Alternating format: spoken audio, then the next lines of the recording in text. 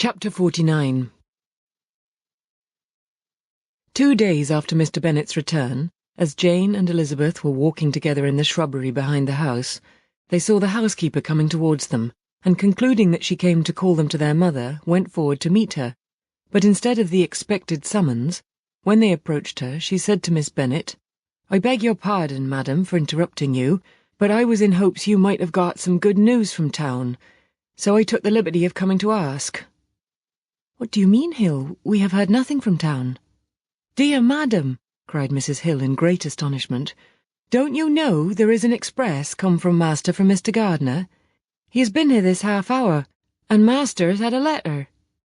Away ran the girls, too eager to get in to have time for speech. They ran through the vestibule into the breakfast-room, from thence to the library. Their father was in neither, and they were on the point of seeking him upstairs with their mother, when they were met by the butler, who said, "If you are looking for my master, ma'am, he's walking towards a little copse."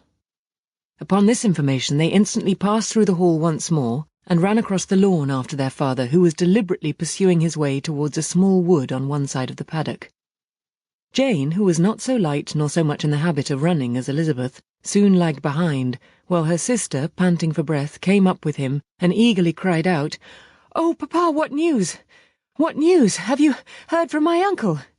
"Yes, I have had a letter from him by express." "Well, and what news does it bring?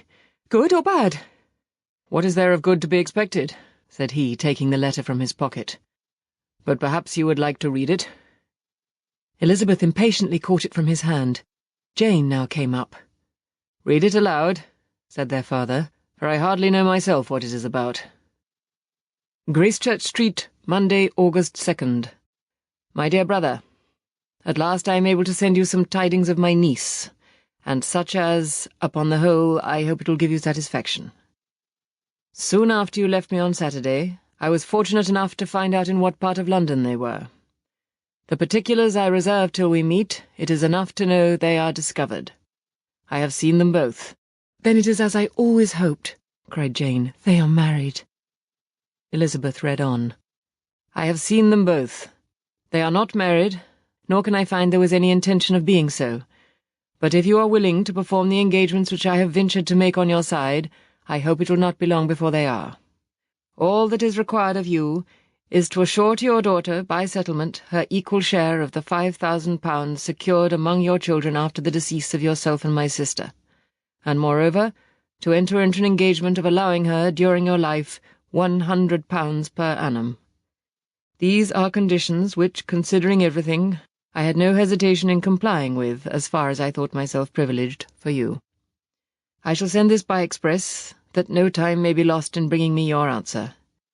You will easily comprehend from these particulars that Mr. Wickham's circumstances are not so hopeless as they are generally believed to be. The world has been deceived in that respect, and I am happy to say there will be some little money, even when all his debts are discharged, to settle on my niece, in addition to her own fortune. If, as I conclude will be the case, you send me full powers to act in your name throughout the whole of this business, I will immediately give directions to Haggerston for preparing a proper settlement. There will not be the smallest occasion for your coming to town again, therefore stay quiet at Longbourn, and depend on my diligence and care. Send back your answer as fast as you can, and be careful to write explicitly. We have judged it best that my niece should be married from this house, of which I hope you will approve. She comes to us today. I shall write again as soon as anything more is determined on. Yours, etc., Edward Gardiner." "Is it possible?" cried Elizabeth, when she had finished. "Can it be possible that he will marry her?" "Wickham is not so undeserving, then, as we thought him," said her sister. "My dear father, I congratulate you." "And have you answered the letter?" cried Elizabeth. "No, but it must be done soon." Most earnestly did she then entreat him to lose no more time before he wrote. "Oh, my dear father," she cried, "come back and write immediately. Consider how important every moment is in such a case." "Let me write for you," said Jane, "if you dislike the trouble yourself." "I dislike it very much," he replied, "but it must be done." And so saying, he turned back with them and walked towards the house. "And may I ask," said Elizabeth, "but the terms, I suppose, must be complied with." complied with, I am only ashamed of his asking so little." "And they must marry, yet he is such a man." "Yes, yes, they must marry. There is nothing else to be done. But there are two things that I want very much to know. One is how much money your uncle has laid down to bring it about, and the other, how am I ever to pay him?" "Money? My uncle?" cried Jane. "What do you mean, sir?" "I mean that no man in his senses would marry Lydia on so slight a temptation as 100 a year during my life, and 50 after I'm gone." "That is very true," said Elizabeth, "though it had not occurred to me before. His debts to be discharged, and something still to remain. Oh, it must be my uncle's doings. Generous, good man. I'm afraid he has distressed himself. A small sum could not do all this." "No," said her father. "Wickham's a fool if he takes her with a farthing less than £10,000. I should be sorry to think so ill of him in the very beginning of our relationship." £10,000, heaven forbid! How is half such a sum to be repaid? Mr. Bennet made no answer, and each of them, deep in thought, continued silent till they reached the house. Their father then went on to the library to write, and the girls walked into the breakfast-room. "And they are really to be married?" cried Elizabeth as soon as they were by themselves. "How strange this is! And for this we are to be thankful. That they should marry, small as is their chance of happiness, and wretched as is his character, we are forced to rejoice. Oh, Lydia!" "I comfort myself with thinking," replied Jane, "that he certainly would not marry Lydia if he had not a real regard for her. Though our kind uncle has done something towards clearing him, I cannot believe that £10,000, or anything like it, has been advanced. He has children of his own, and may have more. How could he spare half £10,000? "If he were ever able to learn what Wickham's debts have been," said Elizabeth, "and how much is settled on his side on our sister, we shall exactly know what Mr. Gardiner has done for them, because Wickham has not sixpence of his own. The kindness of my uncle and aunt can never be requited. Their taking her home and affording her their personal protection and countenance is such a sacrifice to her advantage as years of gratitude cannot enough acknowledge. By this time she is actually with them. If such goodness does not make her miserable now, she will never deserve to be happy. What a meeting for her, when she first sees my aunt." "We must endeavour to forget all that has passed on either side," said Jane. "I hope and trust that they will yet be happy. His consenting to marry her is a proof, I will believe, that he has come to a right way of thinking. Their mutual affection will steady them, and I flatter myself they will settle so quietly and live in so rational a manner as may in time make their past imprudence forgotten." "Their conduct has been such," replied Elizabeth, "as neither you nor I nor anybody can ever forget. It is useless to talk of it." It now occurred to the girls that their mother was in all likelihood perfectly ignorant of what had happened. They went to the library, therefore, and asked their father whether he would not wish them to make it known to her. He was writing, and without raising his head, coolly replied, "Just as you please." "May we take my uncle's letter to read to her?" "Take whatever you like, and get away." Elizabeth took the letter from his writing-table, and they went upstairs together. Mary and Kitty were both with Mrs. Bennet. One communication would, therefore, do for all. After a slight preparation for good news, the letter was read aloud. Mrs. Bennet could hardly contain herself. As soon as Jane had read Mr. Gardiner's hope of Lydia's being soon married, her joy burst forth, and every following sentence added to its exuberance. She was now in an irritation as violent from delight as she had ever been fidgety from alarm and vexation. To know that her daughter would be married was enough. She was disturbed by no fear for her felicity, nor humbled by any remembrance of her misconduct. "My dear, dear Lydia," she cried, "this is delightful indeed. She will be married. I shall see her again. She will be married at 16. My good, kind brother. I knew how it would be. I knew he would manage everything. Oh, how I long to see her, and to see dear Wickham too. But the clothes, the wedding clothes, I will write to my sister Gardiner about them directly. Lizzie, my dear, run down to your father and ask him how much he will give her. Stay, I will go myself. Ring the bell, Kitty, for Hill. I will put on my things in a moment. Oh, my dear, dear Lydia, how merry we shall be together when we meet." Her eldest daughter endeavoured to give some relief to the violence of these transports by leading her thoughts to the obligations which Mr. Gardiner's behaviour laid them all under. "For we must attribute this happy conclusion," she added, "in a great measure to his kindness. We are persuaded that he has pledged himself to assist Mr. Wickham with money." "Well," cried her mother, "it is all very right. Who should do it but her own uncle? If he had not a family of his own, I and my children must have had all his money, you know. And it is the first time we have ever had anything from him, except a few presents. Well, I am so happy. In a short time I shall have a daughter married. Mrs. Wickham. How well it sounds. And she was only 16 last June. Oh, my dear Jane, I am in such a flutter that I'm sure I can't write. So I will dictate, and you write for me. We will settle with your father about the money afterwards, but the things should be ordered immediately."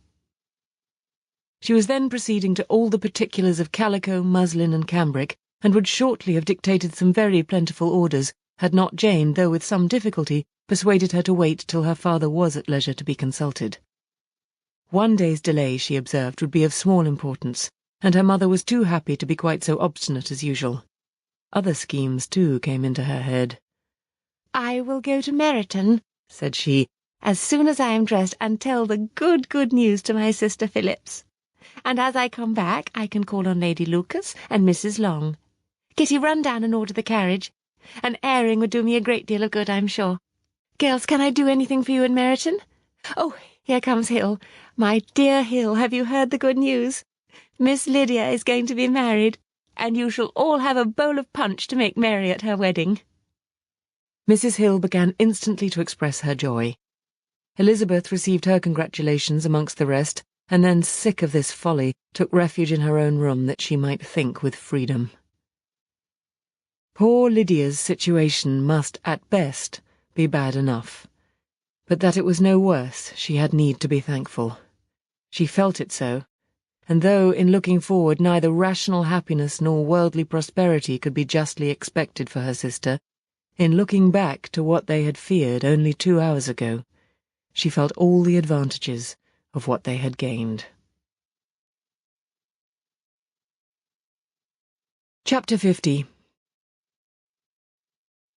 Mr. Bennet had very often wished before this period of his life that instead of spending his whole income, he had laid by an annual sum for the better provision of his children and of his wife if she survived him. Had he done his duty in that respect, Lydia need not have been indebted to her uncle for whatever of honour or credit could now be purchased for her. The satisfaction of prevailing on one of the most worthless young men in Great Britain to be her husband might then have rested in its proper place. He was seriously concerned that a cause of so little advantage to anyone should be forwarded at the sole expense of his brother-in-law, and he was determined, if possible, to find out the extent of his assistance and to discharge the obligation as soon as he could. When first Mr. Bennet had married, economy was held to be perfectly useless, for of course they were to have a son. The son was to join in cutting off the entail as soon as he should be of age, and the widow and younger children would by that means be provided for. 5 daughters successively entered the world, but yet the son was to come, and Mrs. Bennet for many years after Lydia's birth had been certain that he would. This event had at last been despaired of, but it was then too late to be saving. Mrs. Bennet had no turn for economy, and her husband's love of independence had alone prevented their exceeding their income. £5,000 was settled by marriage articles on Mrs. Bennet and the children, but in what proportions it should be divided amongst the latter depended on the will of the parents. This was one point, with regard to Lydia at least, which was now to be settled, and Mr. Bennet could have no hesitation in acceding to the proposal before him. In terms of grateful acknowledgment for the kindness of his brother, though expressed most concisely, he then delivered on paper his perfect approbation of all that was done, and his willingness to fulfil the engagements that had been made for him. He had never before supposed that could Wickham be prevailed on to marry his daughter, it would be done with so little inconvenience to himself as by the present arrangement. He would scarcely be £10 a year the loser by the 100 that was to be paid them, for what with her board and pocket allowance, and the continual presents in money which passed to her through her mother's hands, Lydia's expenses had been very little within that sum. That it would be done with such trifling exertion on his side, too, was another very welcome surprise, for his wish at present was to have as little trouble in the business as possible. When the first transports of rage which had produced his activity in seeking her were over, he naturally returned to all his former indolence. His letter was soon dispatched, for, though dilatory in undertaking business, he was quick in its execution. He begged to know further particulars of what he was indebted to his brother, but was too angry with Lydia to send any message to her. The good news spread quickly through the house, and with proportionate speed through the neighbourhood. It was borne in the latter with decent philosophy. To be sure, it would have been more for the advantage of conversation had Miss Lydia Bennet come upon the town, or, as the happiest alternative, been secluded from the world in some distant farmhouse. But there was much to be talked of in marrying her, and the good-natured wishes for her well-doing which had proceeded before from all the spiteful old ladies in Meryton lost but a little of their spirit in this change of circumstances, because, with such an husband, her misery was considered certain. It was a fortnight since Mrs. Bennet had been downstairs, but on this happy day she again took her seat at the head of her table, and in spirits oppressively high. No sentiment of shame gave a damp to her triumph. The marriage of a daughter, which had been the first object of her wishes since Jane was 16, was now on the point of accomplishment, and her thoughts and her words ran wholly on those attendants of elegant nuptials, fine muslins, new carriages, and servants. She was busily searching through the neighbourhood for a proper situation for her daughter, and without knowing or considering what their income might be, rejected many as deficient in size and importance. "Hay Park might do," said she, "if the Gouldings could quit it, or the great house at Stoke if the drawing-room were larger. But Ashworth is too far off. I could not bear to have her 10 miles from me, and as for Pulvis Lodge, the attics are dreadful." Her husband allowed her to talk on without interruption while the servants remained. But when they had withdrawn, he said to her, "Mrs. Bennet, before you take any, or all of these houses for your son and daughter, let us come to a right understanding. Into one house in this neighbourhood they shall never have admittance. I will not encourage the impudence of either by receiving them at Longbourn." A long dispute followed this declaration, but Mr. Bennet was firm. It soon led to another, and Mrs. Bennet found, with amazement and horror, that her husband would not advance a guinea to buy clothes for his daughter. He protested that she should receive from him no mark of affection whatever on the occasion. Mrs. Bennet could hardly comprehend it. That his anger could be carried to such a point of inconceivable resentment as to refuse his daughter a privilege without which her marriage would scarcely seem valid, exceeded all she could believe possible. She was more alive to the disgrace which her want of new clothes must reflect on her daughter's nuptials than to any sense of shame at her eloping and living with Wickham a fortnight before they took place. Elizabeth was now most heartily sorry that she had, from the distress of the moment, been led to make Mr. Darcy acquainted with their fears for her sister, for since her marriage would so shortly give the proper termination to the elopement, they might hope to conceal its unfavourable beginning from all those who were not immediately on the spot. She had no fear of its spreading farther through his means. There were few people on whose secrecy she would have more confidently depended, but at the same time there was no one whose knowledge of a sister's frailty would have mortified her so much. Not, however, from any fear of disadvantage from it individually to herself, for, at any rate, there seemed a gulf impassable between them. Had Lydia's marriage been concluded on the most honourable terms, it was not to be supposed that Mr. Darcy would connect himself with a family where, to every other objection, would now be added an alliance and relationship of the nearest kind with a man whom he so justly scorned. From such a connection she could not wonder that he would shrink. The wish of procuring her regard, which she had assured herself of his feeling in Derbyshire, could not in rational expectation survive such a blow as this. She was humbled, she was grieved, she repented, though she hardly knew of what. She became jealous of his esteem when she could no longer hope to be benefited by it. She wanted to hear of him when there seemed the least chance of gaining intelligence. She was convinced that she could have been happy with him when it was no longer likely they should meet. What a triumph for him, as she often thought, could he know that the proposals which she had proudly spurned only 4 months ago would now have been most gladly and gratefully received. He was as generous, she doubted not, as the most generous of his sex, but while he was mortal, there must be a triumph. She began now to comprehend that he was exactly the man who, in disposition and talents, would most suit her. His understanding and temper, though unlike her own, would have answered all her wishes. It was an union that must have been to the advantage of both. By her ease and liveliness, his mind might have been softened, his manners improved, and from his judgment, information, and knowledge of the world, she must have received benefit of greater importance. But no such happy marriage could now teach the admiring multitude what connubial felicity really was. An union of a different tendency, and precluding the possibility of the other, was soon to be formed in their family.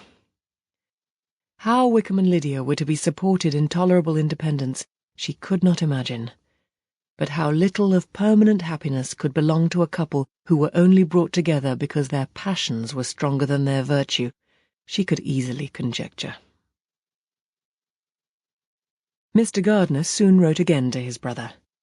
To Mr. Bennet's acknowledgments he briefly replied, with assurances of his eagerness to promote the welfare of any of his family, and concluded with entreaties that the subject might never be mentioned to him again.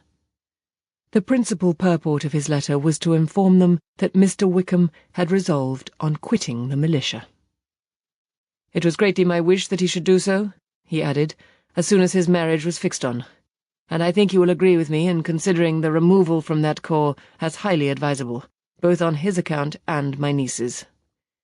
It is Mr. Wickham's intention to go into the regulars, and among his former friends there are still some who are able and willing to assist him in the army. He has the promise of an ensigncy in a particular general's regiment now quartered in the north. It is an advantage to have it so far from this part of the kingdom. He promises fairly, and I hope among different people, where they may each have a character to preserve, they will both be more prudent. I have written to Colonel Forster to inform him of our present arrangements, and to request that he will satisfy the various creditors of Mr. Wickham in and near Brighton with assurances of speedy payment, for which I have pledged myself. And will you give yourself the trouble of carrying similar assurances to his creditors in Meryton, of whom I shall subjoin a list according to his information. He has given in all his debts. I hope at least he has not deceived us. Haggerson has our directions, and all will be completed in a week. They will then join his regiment, unless they are first invited to Longbourn, and I understand from Mrs. Gardiner that my niece is very desirous of seeing you all before she leaves the south. She is well, and begs to be dutifully remembered to you and your mother. Yours, etc., E. Gardiner. Mr. Bennet and his daughters saw all the advantages of Wickham's removal from the shire as clearly as Mr. Gardiner could do. But Mrs. Bennet was not so well pleased with it. Lydia's being settled in the north just when she had expected most pleasure and pride in her company, for she had by no means given up her plan of their residing in Hertfordshire, was a severe disappointment. And besides, it was such a pity that Lydia should be taken from a regiment where she was acquainted with everybody, and had so many favourites.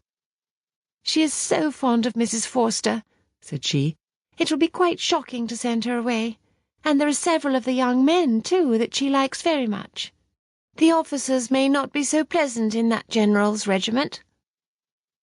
His daughter's request, for such it might be considered, of being admitted into her family again before she set off for the north, received at first an absolute negative.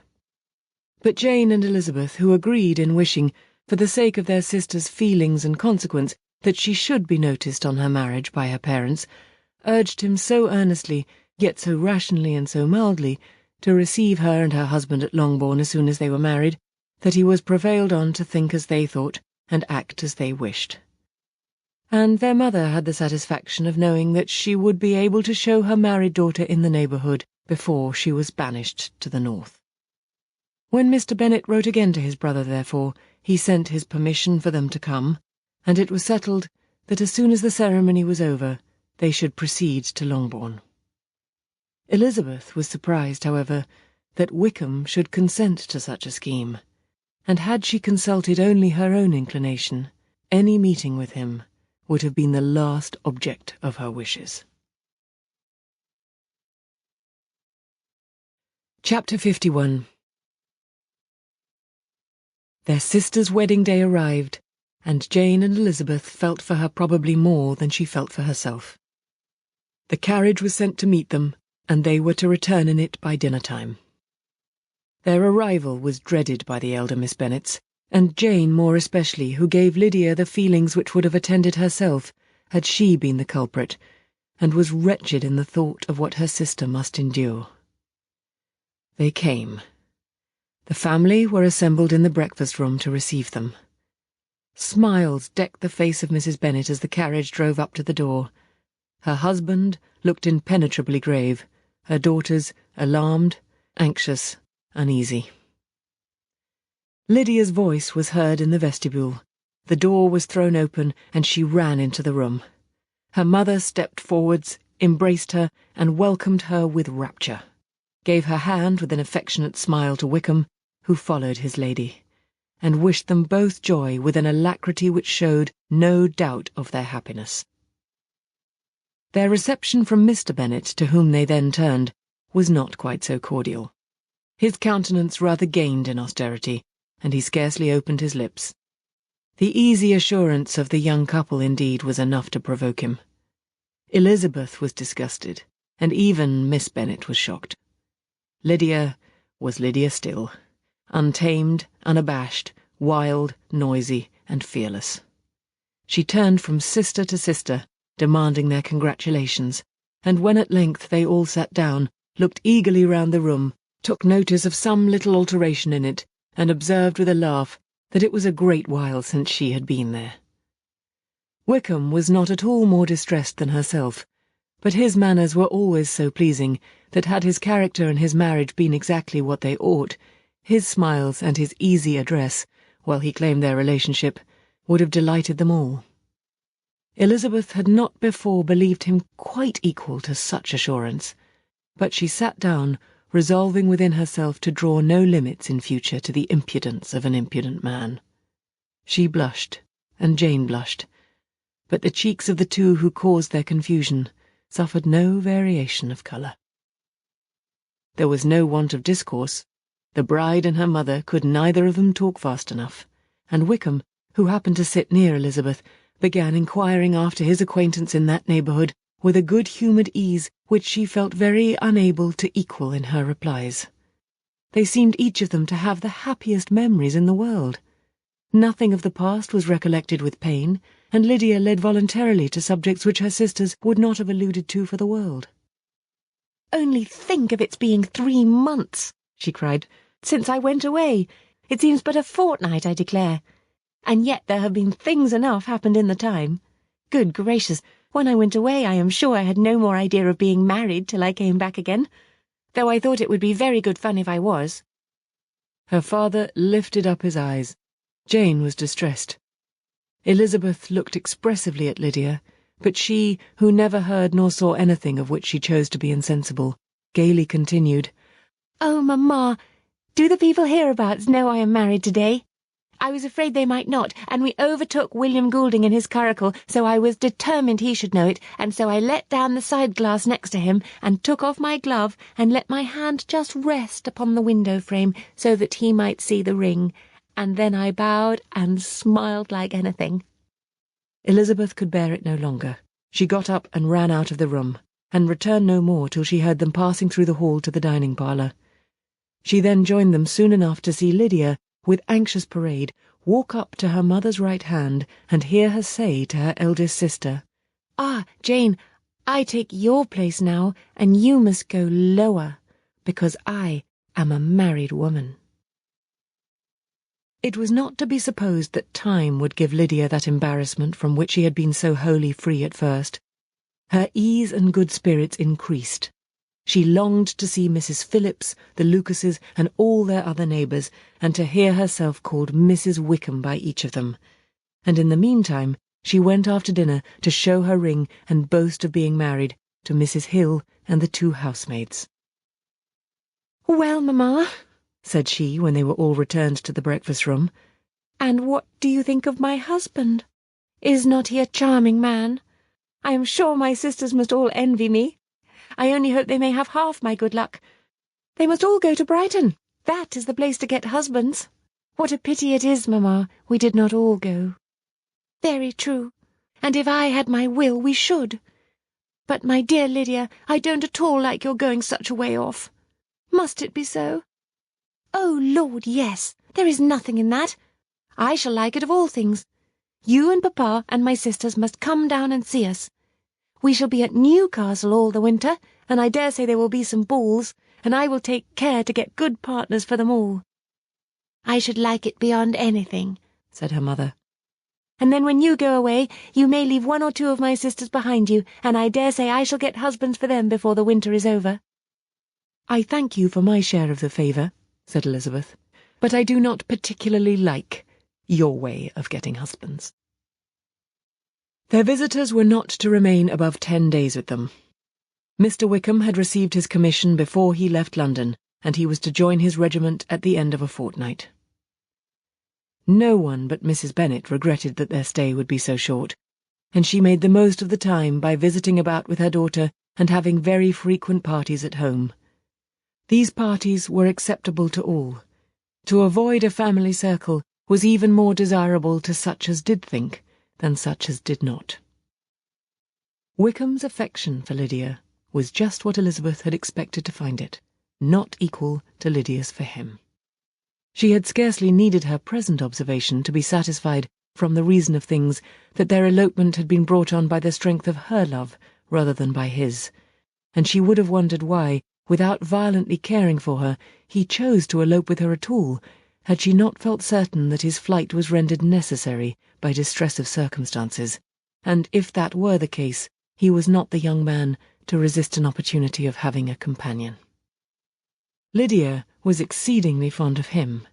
He was her dear Wickham on every occasion. No one was to be put in competition with him. He did everything best in the world, and she was sure he would kill more birds on the 1st of September than anybody else in the country. One morning, soon after their arrival, as she was sitting with her 2 elder sisters, she said to Elizabeth, "Lizzie, I never gave you an account of my wedding, I believe. You were not by when I told Mamma and the others all about it.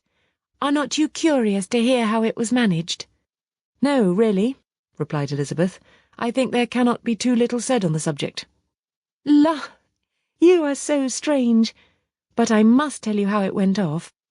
We were married, you know, at St. Clement's, because Wickham's lodgings were in that parish, and it was settled that we should all be there by 11 o'clock.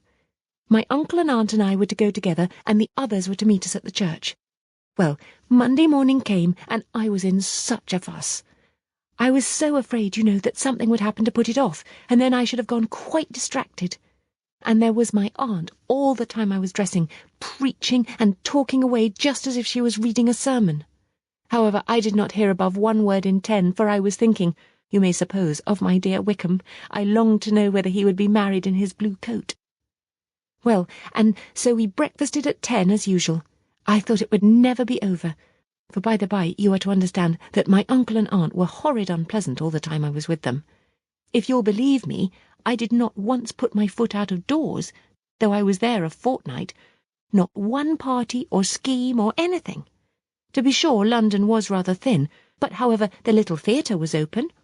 Well, and so, just as the carriage came to the door, my uncle was called away upon business to that horrid man, Mr. Stone, and then, you know, when once they get together, there is no end of it. Well, I was so frightened I did not know what to do, for my uncle was to give me away, and if we were beyond the hour, we could not be married all day. But luckily he came back again in 10 minutes' time, and then we all set out. However, I recollected afterwards that if he had been prevented going, the wedding need not be put off, for Mr. Darcy might have done as well." "Mr. Darcy?" repeated Elizabeth in utter amazement. "Oh, yes, he was to come there with Wickham, you know. But, gracious me, I quite forgot. I ought not to have said a word about it. I promised them so faithfully. What will Wickham say? It was to be such a secret." "If it was to be secret," said Jane, "say not another word on the subject. you may depend upon my seeking no further." "Oh, certainly," said Elizabeth, though burning with curiosity. "We will ask you no questions." "Thank you," said Lydia, "for if you did, I should certainly tell you all, and then Wickham would be angry." On such encouragement to ask, Elizabeth was forced to put it out of her power by running away. But to live in ignorance on such a point was impossible, or at least it was impossible not to try for information. Mr. Darcy had been at her sister's wedding. It was exactly a scene, and exactly among people where he had apparently least to do, and least temptation to go. Conjectures as to the meaning of it, rapid and wild, hurried into her brain, but she was satisfied with none. Those that best pleased her, as placing his conduct in the noblest light, seemed most improbable. She could not bear such suspense, and hastily seizing a sheet of paper, wrote a short letter to her aunt to request an explanation of what Lydia had dropped, if it were compatible with the secrecy which had been intended. "You may readily comprehend," she added, "what my curiosity must be to know how a person unconnected with any of us, and, comparatively speaking, a stranger to our family, should have been amongst you at such a time. Pray write instantly, and let me understand it, unless it is, for very cogent reasons, to remain in the secrecy which Lydia seems to think necessary, and then I must endeavour to be satisfied with ignorance. Not that I shall, though," she added to herself as she finished the letter. "And, my dear aunt, if you do not tell me in an honourable manner, I shall certainly be reduced to tricks and stratagems to find it out." Jane's delicate sense of honour would not allow her to speak to Elizabeth privately of what Lydia had let fall. Elizabeth was glad of it. Till it appeared whether her inquiries would receive any satisfaction, she had rather be without a confidant. Chapter 52. Elizabeth had the satisfaction of receiving an answer to her letter as soon as she possibly could. She was no sooner in possession of it than, hurrying into the little copse, where she was least likely to be interrupted, she sat down on one of the benches and prepared to be happy, for the length of the letter convinced her that it did not contain a denial. Gracechurch Street, September 6th. My dear niece, I have just received your letter and shall devote this whole morning to answering it, as I foresee that a little writing will not comprise what I have to tell you. I must confess myself surprised by your application. I did not expect it from you. Don't think me angry, however, for I only mean to let you know that I had not imagined such inquiries to be necessary on your side. If you do not choose to understand me, forgive my impertinence. Your uncle is as much surprised as I am, and nothing but the belief of your being a party concerned would have allowed him to act as he has done. But if you are really innocent and ignorant, I must be more explicit.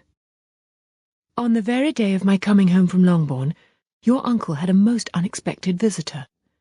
Mr. Darcy called, and was shut up with him several hours. It was all over before I arrived, so my curiosity was not so dreadfully racked as yours seems to have been. He came to tell Mr. Gardiner that he had found out where your sister and Mr. Wickham were, and that he had seen and talked to them both, Wickham repeatedly, Lydia once. From what I can collect, he left Derbyshire only one day after ourselves, and came to town with the resolution of hunting for them. The motive professed was his conviction of its being owing to himself that Wickham's worthlessness had not been so well known as to make it impossible for any young woman of character to love or confide in him. He generously imputed the whole to his mistaken pride, and confessed that he had before thought it beneath him to lay his private actions open to the world. His character was to speak for itself.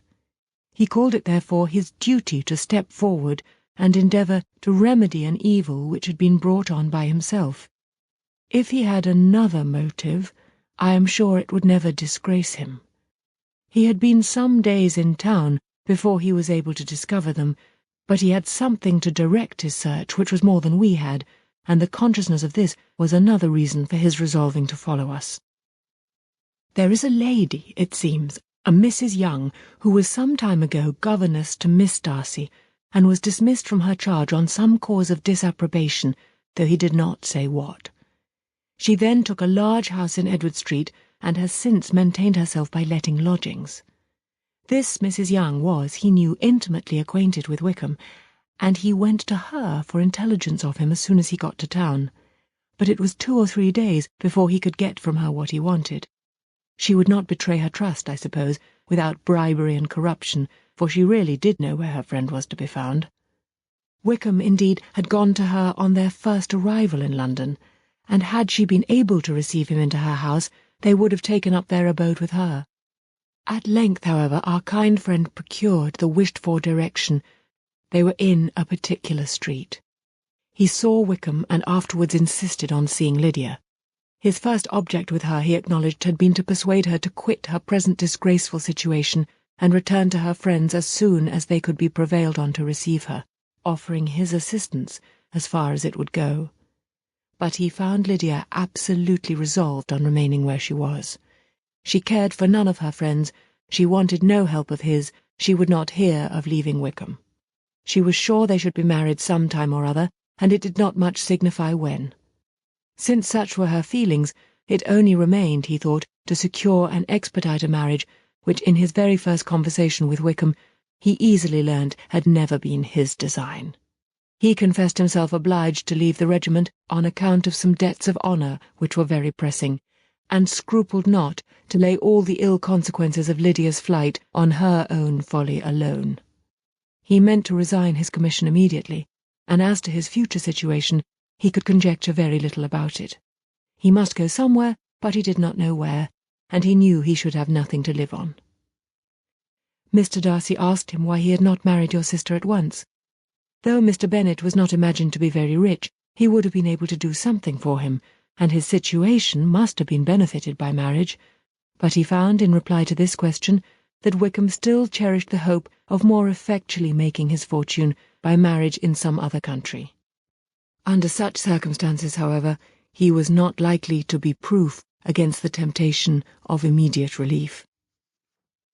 They met several times, for there was much to be discussed. Wickham, of course, wanted more than he could get, but at length was reduced to be reasonable. Everything being settled between them, Mr. Darcy's next step was to make your uncle acquainted with it, and he first called in Gracechurch Street the evening before I came home. But Mr. Gardiner could not be seen, and Mr. Darcy found on further inquiry that your father was still with him, but would quit town the next morning. He did not judge your father to be a person whom he could so properly consult as your uncle, and therefore readily postponed seeing him till after the departure of the former. He did not leave his name, until the next day it was only known that a gentleman had called on business. On Saturday he came again. Your father was gone, your uncle at home, and as I said before, they had a great deal of talk together. They met again on Sunday, and then I saw him too.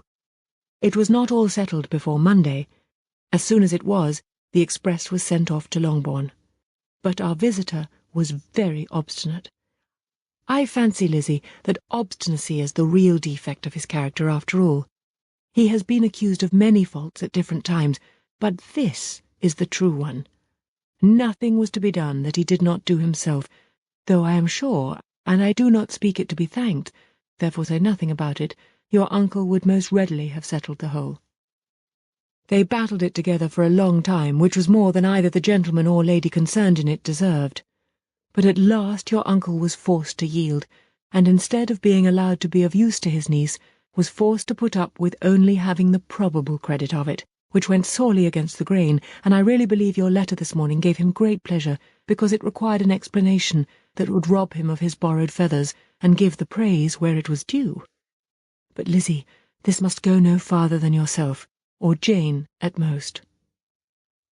You know pretty well, I suppose, what has been done for the young people. His debts are to be paid, amounting, I believe, to considerably more than £1,000, another 1,000 in addition to her own settled upon her, and his commission purchased. The reason why all this was to be done by him alone was such as I have given above. It was owing to him to his reserve and want of proper consideration that Wickham's character had been so misunderstood, and consequently that he had been received and noticed as he was. Perhaps there was some truth in this, though I doubt whether his reserve, or anybody's reserve, can be answerable for the event. But in spite of all this fine talking, my dear Lizzie, you may rest perfectly assured that your uncle would never have yielded if we had not given him credit for another interest in the affair. When all this was resolved on, he returned again to his friends, who were still staying at Pemberley, but it was agreed that he should be in London once more when the wedding took place, and all money matters were then to receive the last finish. I believe I have now told you everything. It is a relation which you tell me is to give you great surprise. I hope at least it will not afford you any displeasure. Lydia came to us, and Wickham had constant admission to the house. He was exactly what he had been when I knew him in Hertfordshire, but I would not tell you how little I was satisfied with her behaviour while she stayed with us, if I had not perceived by Jane's letter last Wednesday that her conduct on coming home was exactly of a piece with it, and therefore what I now tell you can give you no fresh pain. I talked to her repeatedly in the most serious manner, representing to her all the wickedness of what she had done, and all the unhappiness she had brought on her family. If she heard me, it was by good luck, for I am sure she did not listen. I was sometimes quite provoked, but then I recollected my dear Elizabeth and Jane, and for their sakes had patience with her. Mr. Darcy was punctual in his return, and, as Lydia informed you, attended the wedding. He dined with us the next day, and was to leave town again on Wednesday or Thursday. Will you be very angry with me, my dear Lizzie, if I take this opportunity of saying, what I was never bold enough to say before, how much I like him? His behaviour to us has in every respect been as pleasing as when we were in Derbyshire. His understanding and opinions all please me.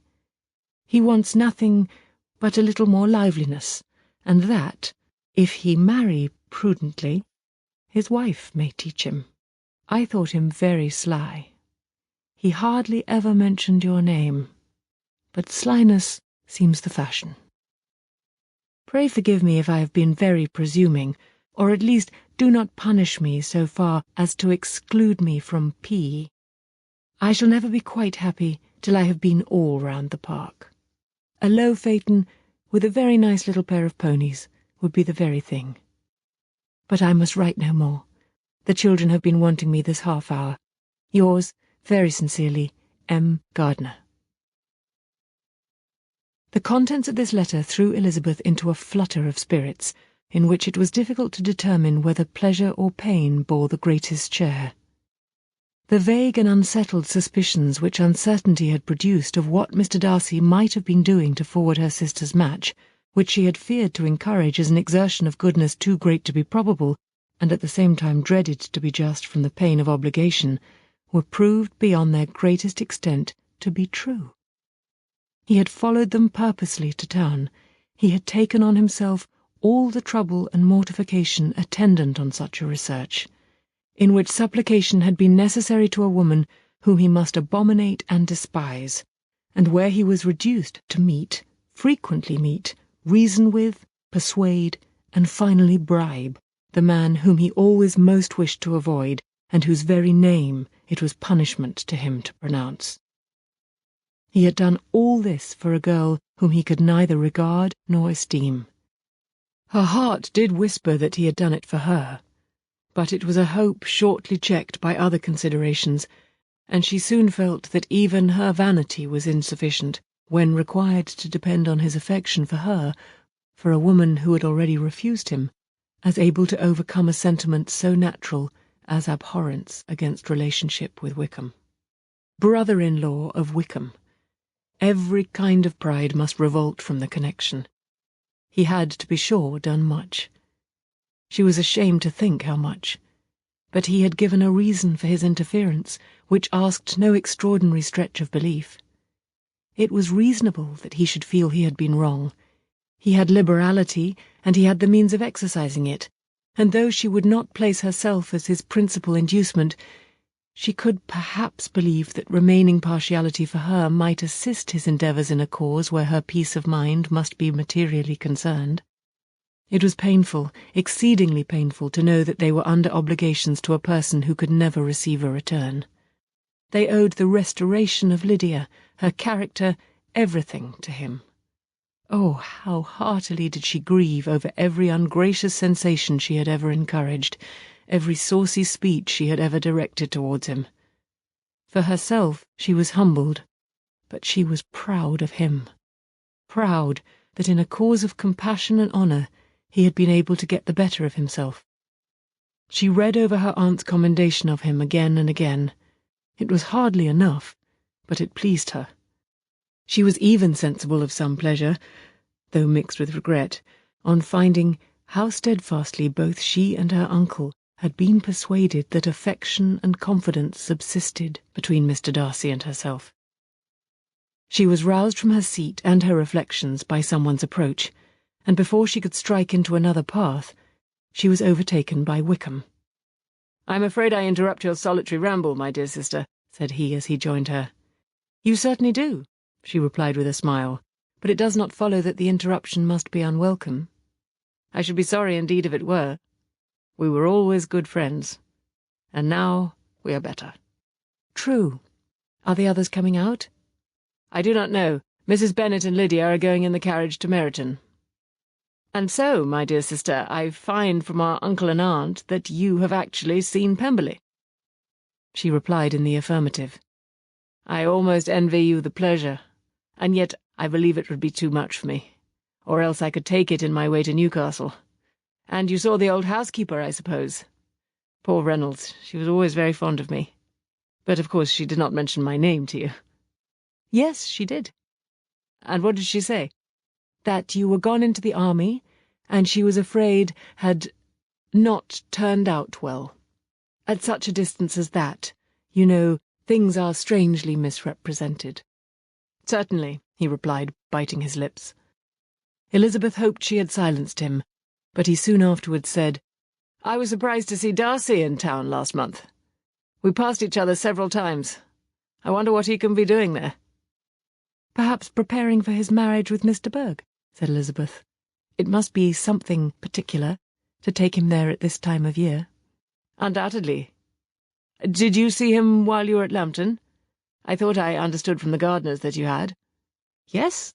He introduced us to his sister." "And do you like her?" "Very much." "I have heard, indeed, that she is uncommonly improved within this year or two. When I last saw her she was not very promising. I am very glad you liked her. I hope she will turn out well." "I dare say she will. She has got over the most trying age." "Did you go by the village of Kimpton?" "I do not recollect that we did." "I mention it because it is the living which I ought to have had. A most delightful place. Excellent parsonage house. It would have suited me in every respect." "How should you have liked making sermons?" "Exceedingly well. I should have considered it as part of my duty, and the exertion would soon have been nothing. One ought not to repine, but to be sure, it would have been such a thing for me. The quiet, the retirement of such a life would have answered all my ideas of happiness, but it was not to be." "Did you ever hear Darcy mention the circumstance when you were in Kent?" "I have heard from authority, which I thought as good, that it was left you conditionally only, and at the will of the present patron." "You have? Yes, there was something in that. I told you so from the first, you may remember." "I did hear, too, that there was a time when sermon-making was not so palatable to you as it seems to be at present, that you actually declared your resolution of never taking orders, and that the business had been compromised accordingly." "You did, and it was not wholly without foundation. You may remember what I told you on that point when first we talked of it." They were now almost at the door of the house, for she had walked fast to get rid of him, and, unwilling for her sister's sake to provoke him, she only said in reply, with a good-humoured smile, "Come, Mr. Wickham, we are brother and sister, you know. Do not let us quarrel about the past.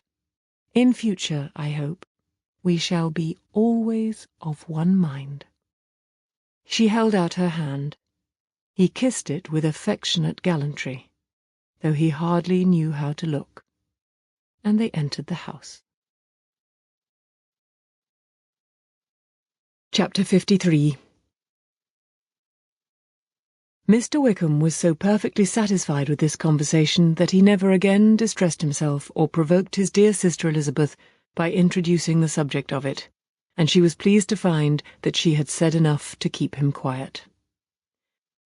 The day of his and Lydia's departure soon came, and Mrs. Bennet was forced to submit to a separation, which, as her husband by no means entered into her scheme of their all going to Newcastle, was likely to continue at least a 12-month. "Oh, my dear Lydia," she cried, "when shall we meet again?" "Oh, Lord, I don't know. Not these 2 or 3 years, perhaps." "Write to me very often, my dear." "As often as I can, but you know married women have never much time for writing. My sisters may write to me. They will have nothing else to do." Mr. Wickham's adieus were much more affectionate than his wife's. He smiled, looked handsome, and said many pretty things. "He is as fine a fellow," said Mr. Bennet as soon as they were out of the house, "as ever I saw. He simpers and smirks and makes love to us all. I am prodigiously proud of him. I defy even Sir William Lucas himself to produce a more valuable son-in-law." The loss of her daughter made Mrs. Bennet very dull for several days. "I often think," said she, "that there is nothing so bad as parting with one's friends. One seems so forlorn without them." "This is the consequence, you see, madam, of marrying a daughter," said Elizabeth. "It must make you feel better satisfied that your other 4 are single." "It is no such thing. Lydia does not leave me because she is married, but only because her husband's regiment happens to be so far off. If that had been nearer, she would not have gone so soon." But the spiritless condition which this event threw her into was shortly relieved, and her mind opened again to the agitation of hope by an article of news which then began to be in circulation. The housekeeper at Netherfield had received orders to prepare for the arrival of her master, who was coming down in a day or 2 to shoot there for several weeks. Mrs. Bennet was quite in the fidgets. She looked at Jane and smiled and shook her head by turns. "Well, well, and so Mr. Bingley is coming down, sister?" For Mrs. Phillips first brought her the news. "Well, so much the better. Not that I care about it, though. He is nothing to us, you know, and I am sure I never want to see him again. But, however, he is very welcome to come to Netherfield if he likes it, and who knows what may happen?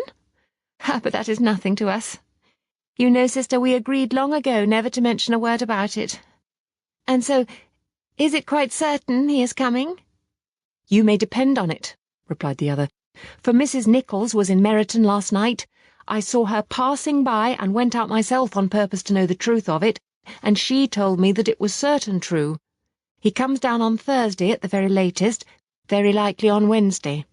She was going to the butcher's, she told me, on purpose to order in some meat on Wednesday, and she has got 3 couple of ducks just fit to be killed." Miss Bennet had not been able to hear of his coming without changing colour. It was many months since she had mentioned his name to Elizabeth, but now, as soon as they were alone together, she said, "I saw you look at me today, Lizzie, when my aunt told us of the present report, and I know I appeared distressed, but don't imagine it was from any silly cause. I was only confused for the moment because I felt that I should be looked at. I do assure you that the news does not affect me either with pleasure or pain. I am glad of one thing, that he comes alone, because we shall see the less of him. Not that I am afraid of myself, but I dread other people's remarks." Elizabeth did not know what to make of it.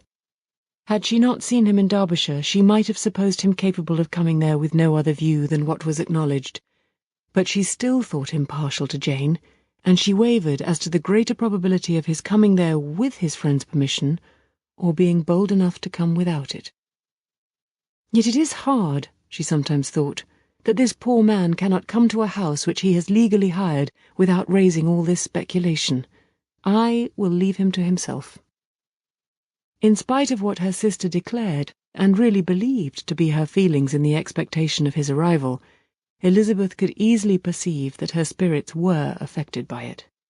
they were more disturbed, more unequal than she had often seen them. The subject which had been so warmly canvassed between their parents about a 12-month ago was now brought forward again. "As soon as ever Mr. Bingley comes, my dear," said Mrs. Bennet, "you will wait on him, of course." No, you forced me into visiting him last year, and promised, if I went to see him, he should marry one of my daughters. But it ended in nothing, and I will not be sent on a fool's errand again." His wife represented to him how absolutely necessary such an attention would be from all the neighbouring gentlemen on his returning to Netherfield. "'Tis an etiquette I despise," said he. "If he wants our society, let him seek it. He knows where we live. I will not spend my hours in running after my neighbours every time they go away and come back again." "Well, all I know is that it will be abominably rude if you do not wait on him. But, however, that shan't prevent my asking him to dine here. I am determined. We must have Mrs. Long and the Gouldings soon. That will make 13 with ourselves, so there will be just room at table for him." Consoled by this resolution, she was the better able to bear her husband's incivility, though it was very mortifying to know that her neighbours might all see Mr. Bingley in consequence of it before they did. As the day of his arrival drew near, "I begin to be sorry that he comes at all," said Jane to her sister. "It would be nothing. I could see him with perfect indifference, but I can hardly bear to hear it thus perpetually talked of. My mother means well, but she does not know, no one can know, how much I suffer from what she says. Happy shall I be when his stay at Netherfield is over." "I wish I could say anything to comfort you," replied Elizabeth, "but it is wholly out of my power. You must feel it, and the usual satisfaction of preaching patience to a sufferer is denied me, because you have always so much." Mr. Bingley arrived. Mrs. Bennet, through the assistance of servants, contrived to have the earliest tidings of it, that the period of anxiety and fretfulness on her side might be as long as it could. She counted the days that must intervene before their invitation could be sent, hopeless of seeing him before. But on the 3rd morning after his arrival in Hertfordshire, she saw him, from her dressing-room window, enter the paddock and ride towards the house. Her daughters were eagerly called to partake of her joy. Jane resolutely kept her place at the table, but Elizabeth, to satisfy her mother, went to the window. She looked, she saw Mr. Darcy with him, and sat down again by her sister. "There is a gentleman with him, mamma," said Kitty. "Who can it be?" "Some acquaintance or other, my dear, I suppose. I'm sure I do not know." "La!" replied Kitty, "it looks just like that man that used to be with him before. What's his name? That tall, proud man." "Good gracious, Mr. Darcy! And so it does, I vow. Well, any friend of Mr. Bingley's will always be welcome here, to be sure. But else I must say that I hate the very sight of him." Jane looked at Elizabeth with surprise and concern. She knew but little of their meeting in Derbyshire, and therefore felt for the awkwardness which must attend her sister in seeing him almost for the first time after receiving his explanatory letter. Both sisters were uncomfortable enough. Each felt for the other, and of course for themselves, and their mother talked on of her dislike of Mr. Darcy and her resolution to be civil to him only as Mr. Bingley's friend, without being heard by either of them. But Elizabeth had sources of uneasiness which could not be suspected by Jane, to whom she had never yet had courage to show Mrs. Gardiner's letter or to relate her own change of sentiment towards him. To Jane, he could be only a man whose proposals she had refused, and whose merit she had undervalued. But to her own more extensive information, he was the person to whom the whole family were indebted for the first of benefits, and whom she regarded herself with an interest, if not quite so tender, at least as reasonable and just as what Jane felt for Bingley. Her astonishment at his coming to Netherfield, to Longbourn, and voluntarily seeking her again, was almost equal to what she had known on first witnessing his altered behaviour in Derbyshire. The colour which had been driven from her face returned for half a minute with an additional glow, and a smile of delight added lustre to her eyes as she thought for that space of time that his affection and wishes must still be unshaken. But she would not be secure. "Let me first see how he behaves," said she. It will then be early enough for expectation. She sat intently at work, striving to be composed, and without daring to lift up her eyes till anxious curiosity carried them to the face of her sister as the servant was approaching the door. Jane looked a little paler than usual, but more sedate than Elizabeth had expected. On the gentleman's appearing, her colour increased, yet she received them with tolerable ease, and with a propriety of behaviour equally free from any symptom of resentment or any unnecessary complaisance. Elizabeth said as little to either as civility would allow, and sat down again to her work with an eagerness which it did not often command. She had ventured only one glance at Darcy. He looked serious, as usual, and she thought more as he had been used to look in Hertfordshire than as she had seen him at Pemberley. But perhaps he could not in her mother's presence be what he was before her uncle and aunt. It was a painful, but not an improbable, conjecture. Bingley she had likewise seen for an instant, and in that short period saw him looking both pleased and embarrassed. He was received by Mrs. Bennet with a degree of civility which made her two daughters ashamed, especially when contrasted with the cold and ceremonious politeness of her curtsy and address to his friend. Elizabeth, particularly, who knew that her mother owed to the latter the preservation of her favourite daughter from irremediable infamy, was hurt and distressed to a most painful degree by a distinction so ill applied. Darcy, after inquiring of her how Mr. and Mrs. Gardiner did, a question which she could not answer without confusion, said scarcely anything. He was not seated by her. Perhaps that was the reason of his silence. But it had not been so in Derbyshire. There he had talked to her friends when he could not to herself. But now several minutes elapsed without bringing the sound of his voice, and when occasionally, unable to resist the impulse of curiosity, she raised her eyes to his face, she as often found him looking at Jane as at herself, and frequently on no object but the ground. More thoughtfulness and less anxiety to please than when they last met were plainly expressed. She was disappointed, and angry with herself for being so. "Could I expect it to be otherwise?" said she. "Yet why did he come?" She was in no humour for conversation with anyone but himself, and to him she had hardly courage to speak. She inquired after his sister, but could do no more. "It is a long time, Mr. Bingley, since you went away," said Mrs. Bennet. He readily agreed to it. "I began to be afraid you would never come back again. People did say you meant to quit the place entirely at Michaelmas, but, however, I hope it is not true. A great many changes have happened in the neighbourhood since you went away. Miss Lucas is married and settled, and one of my own daughters. I suppose you have heard of it. Indeed, you must have seen it in the papers. It was in the Times and the Courier, I know, though it was not put in as it ought to be. It was only said, 'Lately George Wickham, Esquire, to Miss Lydia Bennet,' without there being a syllable said of her father or the place where she lived or anything. It was my brother Gardiner's drawing up, too, and I wonder how he came to make such an awkward business of it. Did you see it?" Bingley replied that he did, and made his congratulations. Elizabeth dared not lift up her eyes. How Mr. Darcy looked, therefore, she could not tell. "It is a delightful thing, to be sure, to have a daughter well married," continued her mother. "But at the same time, Mr. Bingley, it is very hard to have her taken such away from me. They are gone down to Newcastle, a place quite northward, it seems, and there they are to stay I do not know how long. His regiment is there, for I suppose you have heard of his leaving the Shire, and of his being gone into the regulars. Thank heaven, he has some friends, though perhaps not so many as he deserves." Elizabeth, who knew this to be levelled at Mr. Darcy, was in such misery of shame that she could hardly keep her seat.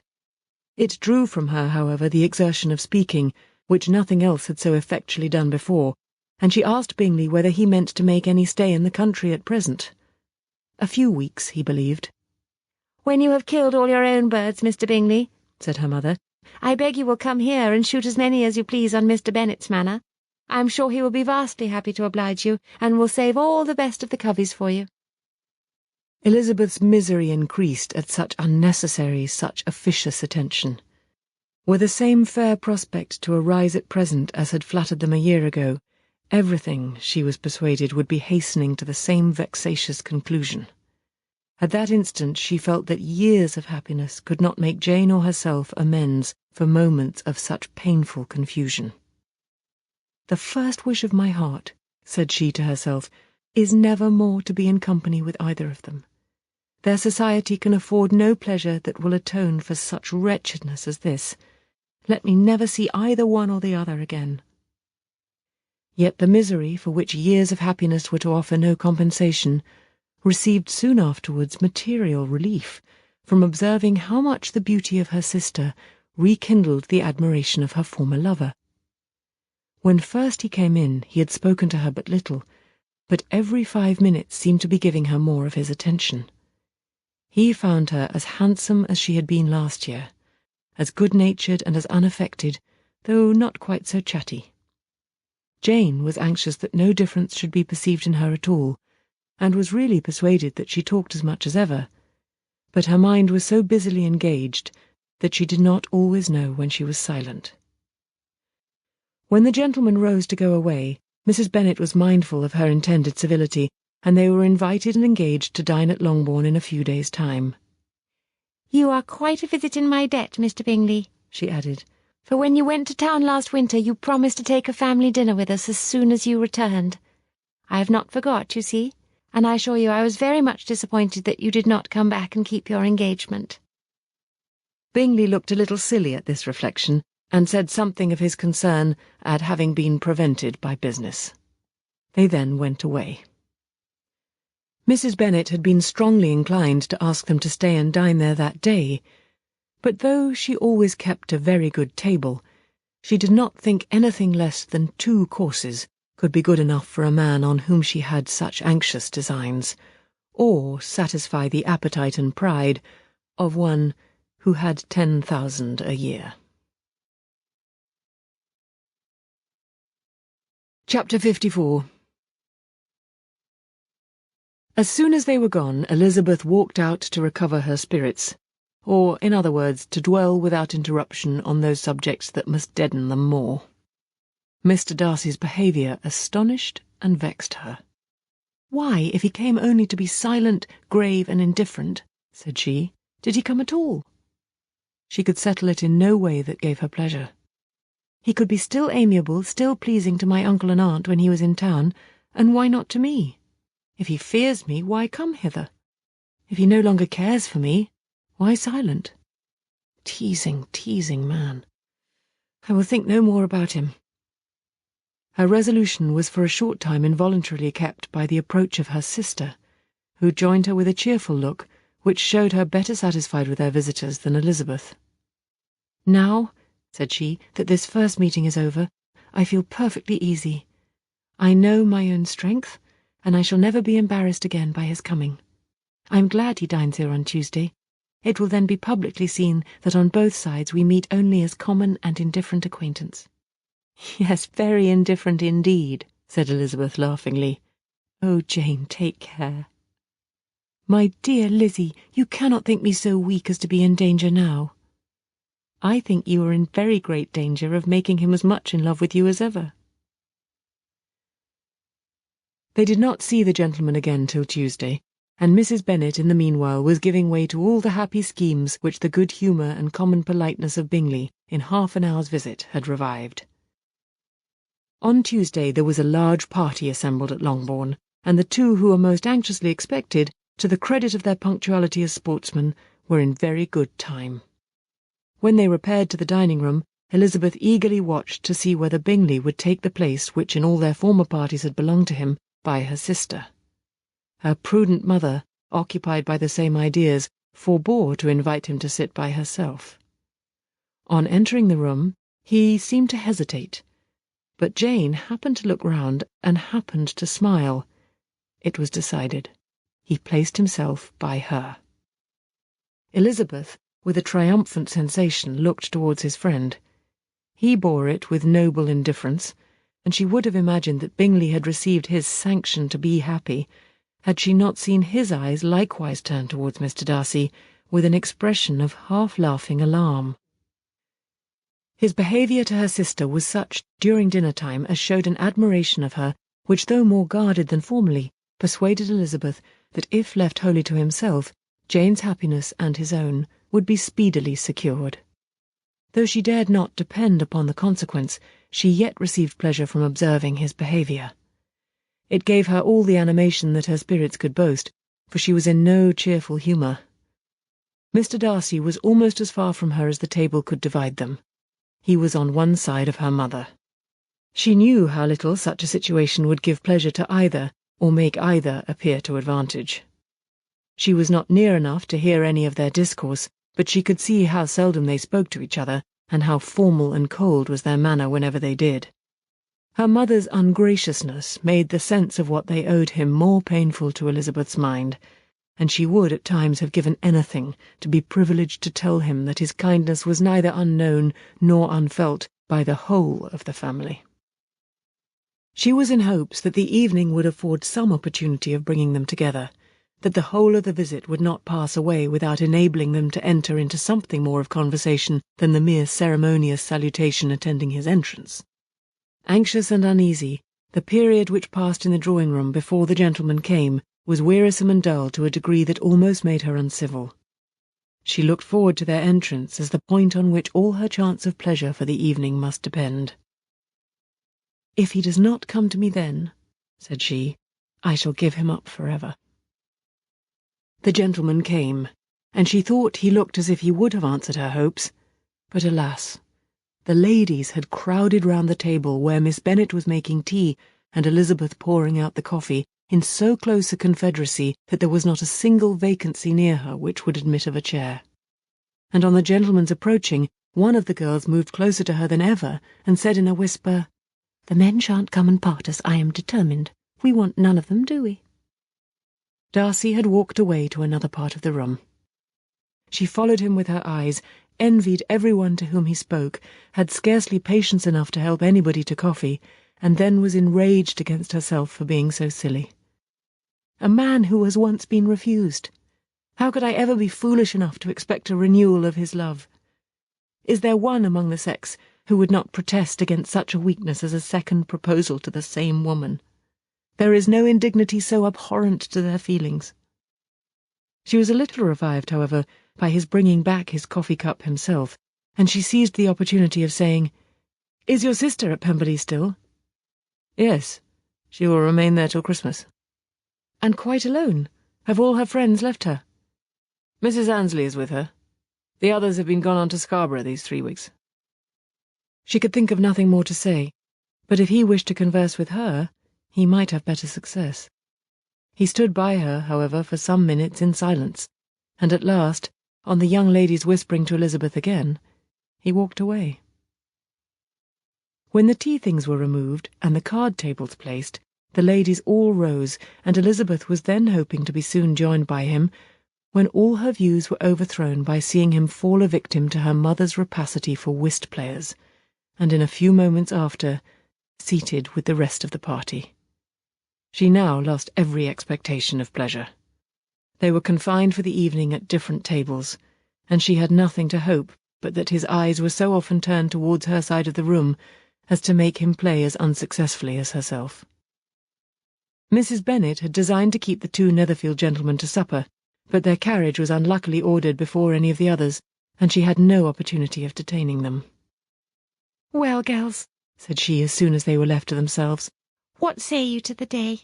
I think everything has passed off uncommonly well, I assure you. The dinner was as well dressed as any I ever saw. The venison was roasted to a turn, and everybody said they never saw so fat a haunch. The soup was 50 times better than what we had at the Lucases last week, and even Mr. Darcy acknowledged that the partridges were remarkably well done, and I suppose he has 2 or 3 French cooks at least. And, my dear Jane, I never saw you look in greater beauty. Mrs. Long said so too, for I asked her whether you did not. And what do you think she said besides? 'Ah, Mrs. Bennet, we shall have her at Netherfield at last.' She did, indeed. I do think Mrs. Long is as good a creature as ever lived, and her nieces are very pretty behaved girls, and not at all handsome. I like them prodigiously." Mrs. Bennet, in short, was in very great spirits. She had seen enough of Bingley's behaviour to Jane to be convinced that she would get him at last, and her expectations of advantage to her family, when in a happy humour, were so far beyond reason that she was quite disappointed at not seeing him there again the next day to make his proposals. "It has been a very agreeable day," said Miss Bennet to Elizabeth. "The party seemed so well selected, so suitable one with the other. I hope we may often meet again." Elizabeth smiled. "Lizzie, you must not do so. You must not suspect me. It mortifies me. I assure you that I have now learnt to enjoy his conversation as an agreeable and sensible young man, without having a wish beyond it. I am perfectly satisfied from what his manners now are that he never had any design of engaging my affection. It is only that he is blessed with greater sweetness of address and a stronger desire of generally pleasing than any other man." "You are very cruel," said her sister. "You will not let me smile, and are provoking me to it every moment. How hard it is in some cases to be believed, and how impossible in others. But why should you wish to persuade me that I feel more than I acknowledge? That is a question which I hardly know how to answer. We all love to instruct, though we can teach only what is not worth knowing. Forgive me, and if you persist in indifference, do not make me your confidant." Chapter 55. A few days after this visit, Mr. Bingley called again, and alone. His friend had left him that morning for London, but was to return home in 10 days' time. He sat with them above an hour, and was in remarkably good spirits. Mrs. Bennet invited him to dine with them, but with many expressions of concern, he confessed himself engaged elsewhere. "Next time you call," said she, "I hope we shall be more lucky." He should be particularly happy at any time, etc., etc., and if she would give him leave, would take an early opportunity of waiting on them. "Can you come tomorrow?" Yes, he had no engagement at all for tomorrow, and her invitation was accepted with alacrity. He came, and in such very good time that the ladies were none of them dressed. In ran Mrs. Bennet to her daughter's room in her dressing gown and with her hair half finished, crying out, "My dear Jane, make haste and hurry down. He is come. Mr. Bingley is come. He is, indeed. Make haste, make haste. Here, Sarah, come to Miss Bennet this moment and help her on with her gown. Never mind Miss Lizzie's hair." "We will be down as soon as we can," said Jane, "but I dare say Kitty is forwarder than either of us, for she went upstairs half an hour ago." "Oh, hang Kitty! What has she to do with it? Come, be quick, be quick! Where is your sash, my dear?" But when her mother was gone, Jane would not be prevailed on to go down without one of her sisters. The same anxiety to get them by themselves was visible again in the evening. After tea, Mr. Bennet retired to the library as was his custom, and Mary went upstairs to her instrument. 2 obstacles of the 5 being thus removed, Mrs. Bennet sat looking and winking at Elizabeth and Catherine for a considerable time without making any impression on them. Elizabeth would not observe her, and when at last Kitty did, she very innocently said, "What is the matter, mamma? What do you keep winking at me for? What am I to do?" "Nothing, child, nothing. I did not wink at you." She then sat still 5 minutes longer, but unable to waste such a precious occasion, she suddenly got up, and saying to Kitty, "Come here, my love, I want to speak to you," took her out of the room. Jane instantly gave a look at Elizabeth which spoke her distress at such premeditation, and her entreaty that she would not give in to it. In a few minutes, Mrs. Bennet half opened the door and called out, "Lizzie, my dear, I want to speak with you." Elizabeth was forced to go. "We may as well leave them by themselves, you know," said her mother as soon as she was in the hall. "Kitty and I are going upstairs to sit in my dressing-room." Elizabeth made no attempt to reason with her mother, but remained quietly in the hall till she and Kitty were out of sight, then returned into the drawing-room. Mrs. Bennet's schemes for this day were ineffectual. Bingley was everything that was charming, except the professed lover of her daughter. His ease and cheerfulness rendered him a most agreeable addition to their evening party, and he bore with the ill-judged officiousness of the mother, and heard all her silly remarks with a forbearance and command of countenance particularly grateful to the daughter. He scarcely needed an invitation to stay supper, and before he went away an engagement was formed chiefly through his own and Mrs. Bennet's means, for his coming next morning to shoot with her husband. After this day, Jane said no more of her indifference. Not a word passed between the sisters concerning Bingley, but Elizabeth went to bed in the happy belief that all must speedily be concluded, unless Mr. Darcy returned within the stated time. Seriously, however, she felt tolerably persuaded that all this must have taken place with that gentleman's concurrence. Bingley was punctual to his appointment, and he and Mr. Bennet spent the morning together as had been agreed on. The latter was much more agreeable than his companion expected. There was nothing of presumption or folly in Bingley that could provoke his ridicule or disgust him into silence, and he was more communicative and less eccentric than the other had ever seen him. Bingley, of course, returned with him to dinner, and in the evening Mrs. Bennet's invention was again at work to get everybody away from him and her daughter.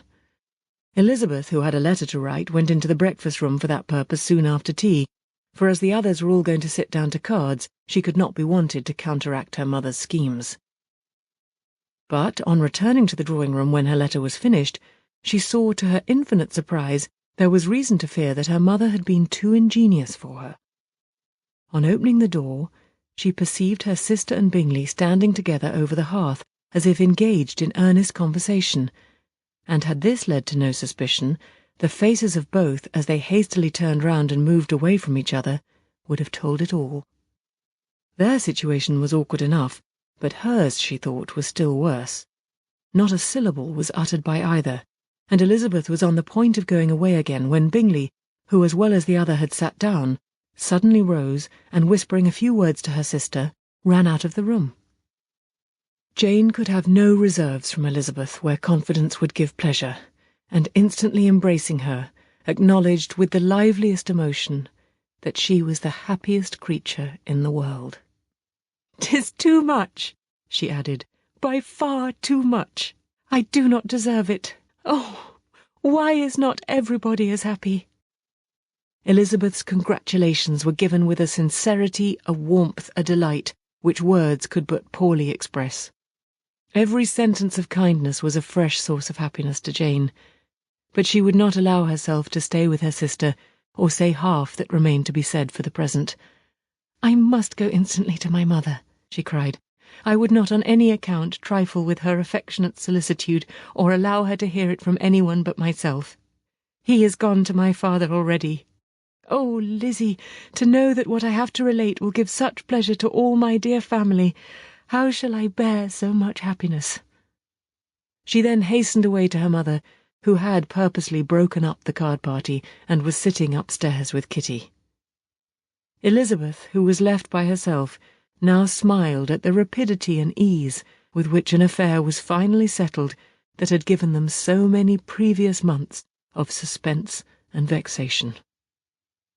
"And this," said she, "is the end of all his friends' anxious circumspection, of all his sisters' falsehood and contrivance. The happiest, wisest, most reasonable end."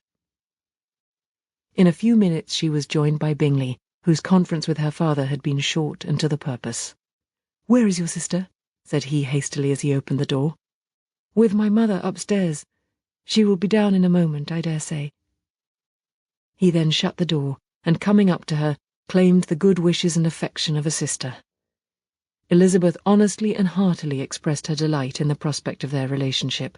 They shook hands with great cordiality, and then, till her sister came down, she had to listen to all he had to say of his own happiness and of Jane's perfections, and in spite of his being a lover, Elizabeth really believed all his expectations of felicity to be rationally founded, because they had for basis the excellent understanding and super-excellent disposition of Jane, and a general similarity of feeling and taste between her and himself.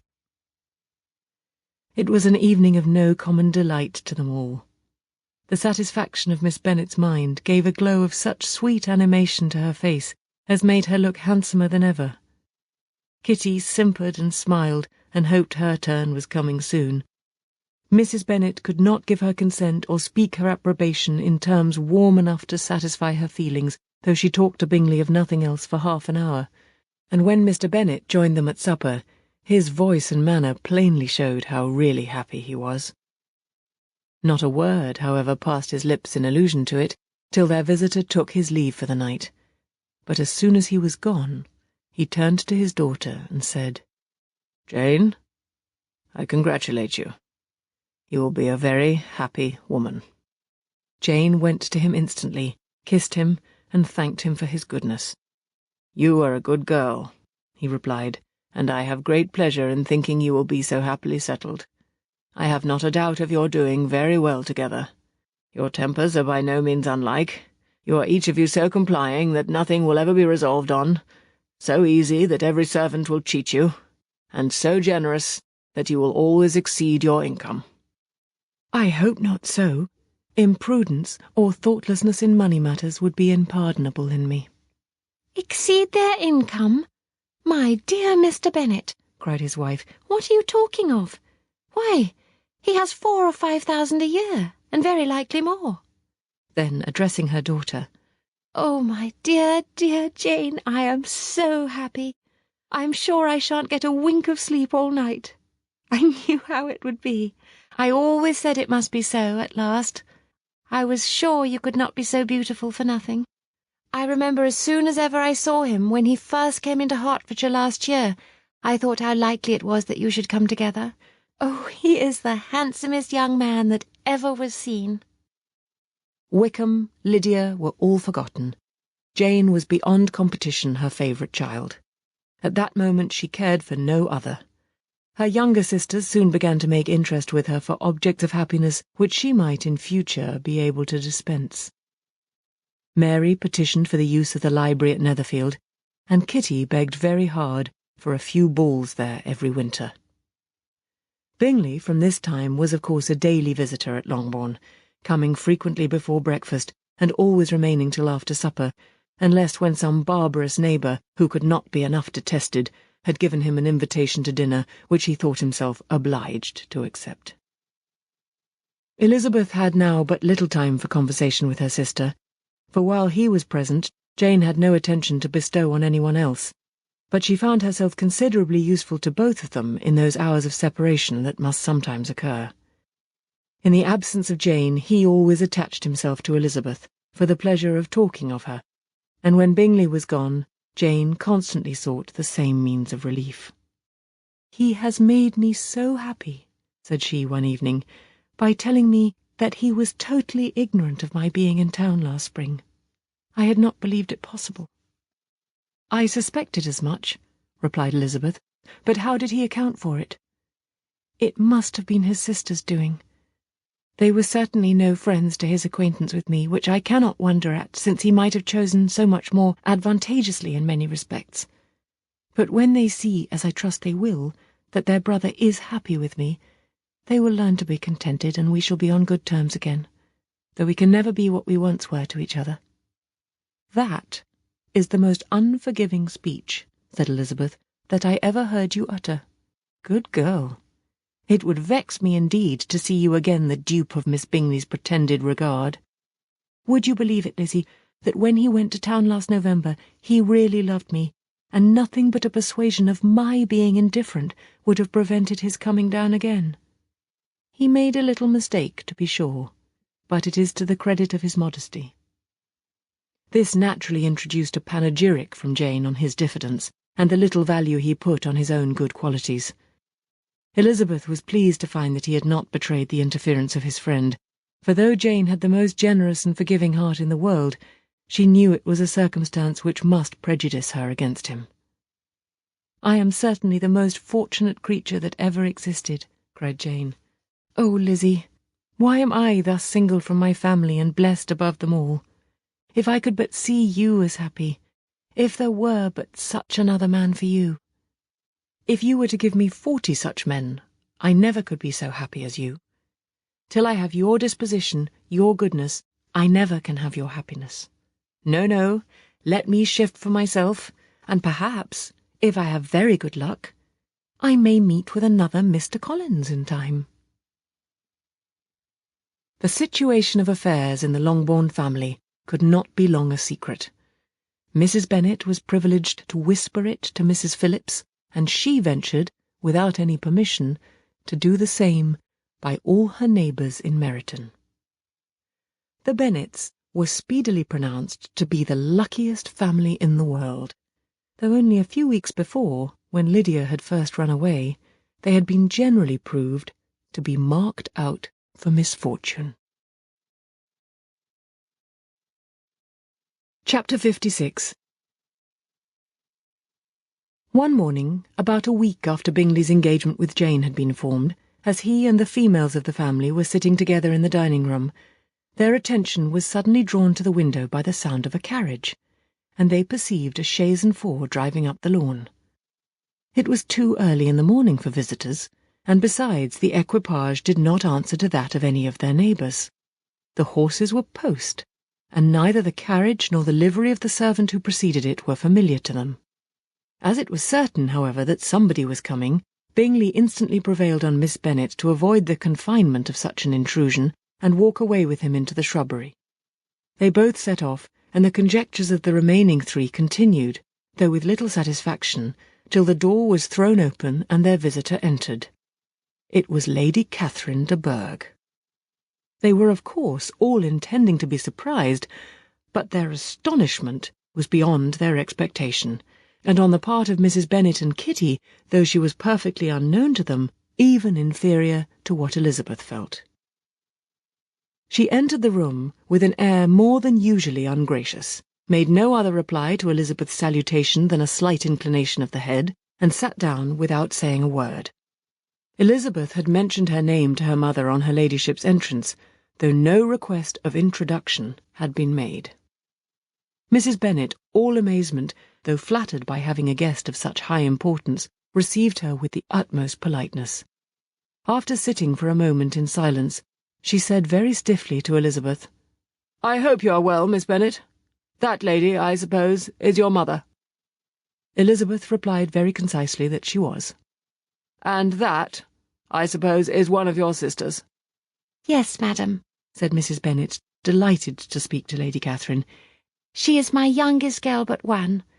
My youngest of all is lately married, and my eldest is somewhere about the grounds, walking with a young man who, I believe, will soon become a part of the family."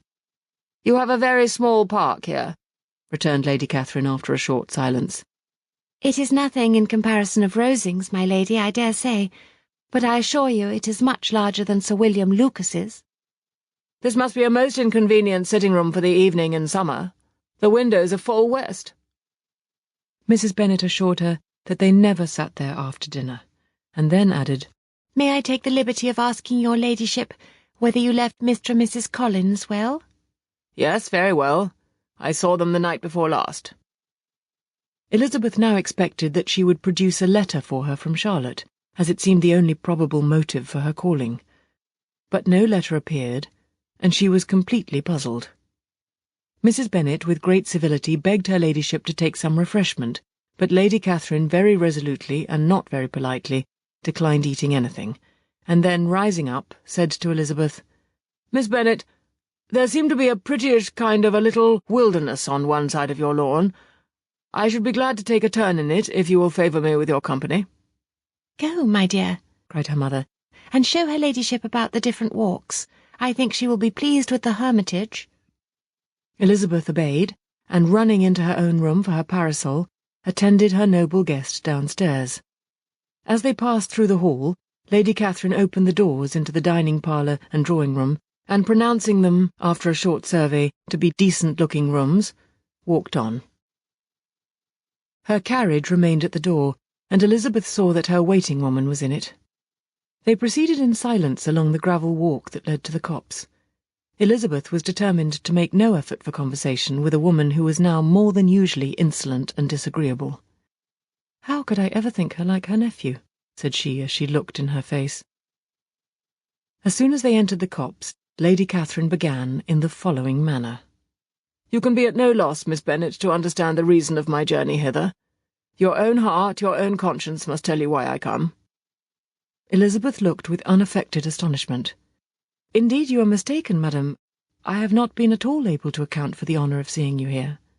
"Miss Bennet," replied her ladyship in an angry tone, You ought to know that I am not to be trifled with. But however insincere you may choose to be, you shall not find me so. My character has ever been celebrated for its sincerity and frankness, and in a cause of such moment as this I shall certainly not depart from it. A report of a most alarming nature reached me 2 days ago. I was told that not only your sister was on the point of being most advantageously married, but that Miss Elizabeth Bennet would in all likelihood be soon afterwards united to my nephew, my own nephew, Mr. Darcy. Though I know it must be a scandalous falsehood, though I would not injure him so much as to suppose the truth of it possible, I instantly resolved on setting off for this place that I might make my sentiments known to you. If you believed it impossible to be true, said Elizabeth, colouring with astonishment and disdain, I wonder you took the trouble of coming so far. What could your ladyship propose by it? At once to insist upon having such a report universally contradicted. Your coming to Longbourn to see me and my family, said Elizabeth coolly, will be rather a confirmation of it, if indeed such a report is in existence. If? Do you then pretend to be ignorant of it? Has it not been industriously circulated by yourselves? Do you not know that such a report is spread abroad? I never heard that it was. And can you likewise declare that there is no foundation for it? I do not pretend to possess equal frankness with your ladyship. You may ask questions which I shall not choose to answer. This is not to be borne. Miss Bennet, I insist on being satisfied. Has my nephew made you an offer of marriage? Your ladyship has declared it to be impossible. It ought to be so. It must be so while he retains the use of his reason. But your arts and allurements may, in a moment of infatuation, have made him forget what he owes to himself and to all his family. You may have drawn him in. If I have, I shall be the last person to confess it. Miss Bennet, do you know who I am? I have not been accustomed to such language as this. I am almost the nearest relation he has in the world, and am entitled to know all his dearest concerns. But you are not entitled to know mine, nor will such behaviour as this ever induce me to be explicit. Let me be rightly understood. This match, to which you have the presumption to aspire, can never take place. No, never. Mr. Darcy is engaged to my daughter. Now what have you to say? Only this, that if he is so, you can have no reason to suppose he will make an offer to me. Lady Catherine hesitated for a moment, and then replied, The engagement between them is of a peculiar kind. From their infancy, they have been intended for each other. It was the favourite wish of his mother as well as of hers. While in their cradles we planned the union. And now, at the moment when the wishes of both sisters would be accomplished in their marriage, to be prevented by a young woman of inferior birth, of no importance in the world, and wholly unallied to the family. Do you pay no regard to the wishes of his friends, to his tacit engagement with Mr. Berg? Are you lost to every feeling of propriety and delicacy? Have you not heard me say that from his earliest hours he was destined for his cousin? Yes, and I had heard it before, but what is that to me? If there is no other objection to my marrying your nephew, I shall certainly not be kept from it by knowing that his mother and aunt wished him to marry Mr. Berg. You both did as much as you could in planning the marriage. Its completion depended on others. If Mr. Darcy is neither by honour nor inclination confined to his cousin, why is not he to make another choice? And if I am that choice, why may I not accept him? Because honour, decorum, prudence, nay, interest forbid it. Yes, Miss Bennet, interest. For do not expect to be noticed by his family or friends if you wilfully act against the inclinations of all. You will be censured, slighted, and despised by everyone connected with him. Your alliance will be a disgrace. Your name will never even be mentioned by any of us. These are heavy misfortunes, replied Elizabeth, but the wife of Mr. Darcy must have such extraordinary sources of happiness necessarily attached to her situation that she could, upon the whole, have no cause to repine. Obstinate, headstrong girl! I am ashamed of you. Is this your gratitude for my attentions to you last spring? Is nothing due to me on that score? Let us sit down. You are to understand, Miss Bennet, that I came here with the determined resolution of carrying my purpose, nor will I be dissuaded from it.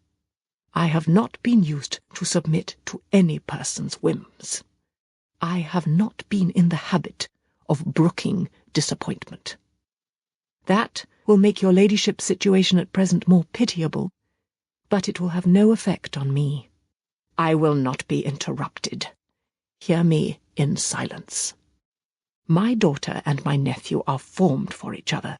They are descended on the maternal side from the same noble line, and on the father's from respectable, honourable, and ancient, though untitled, families.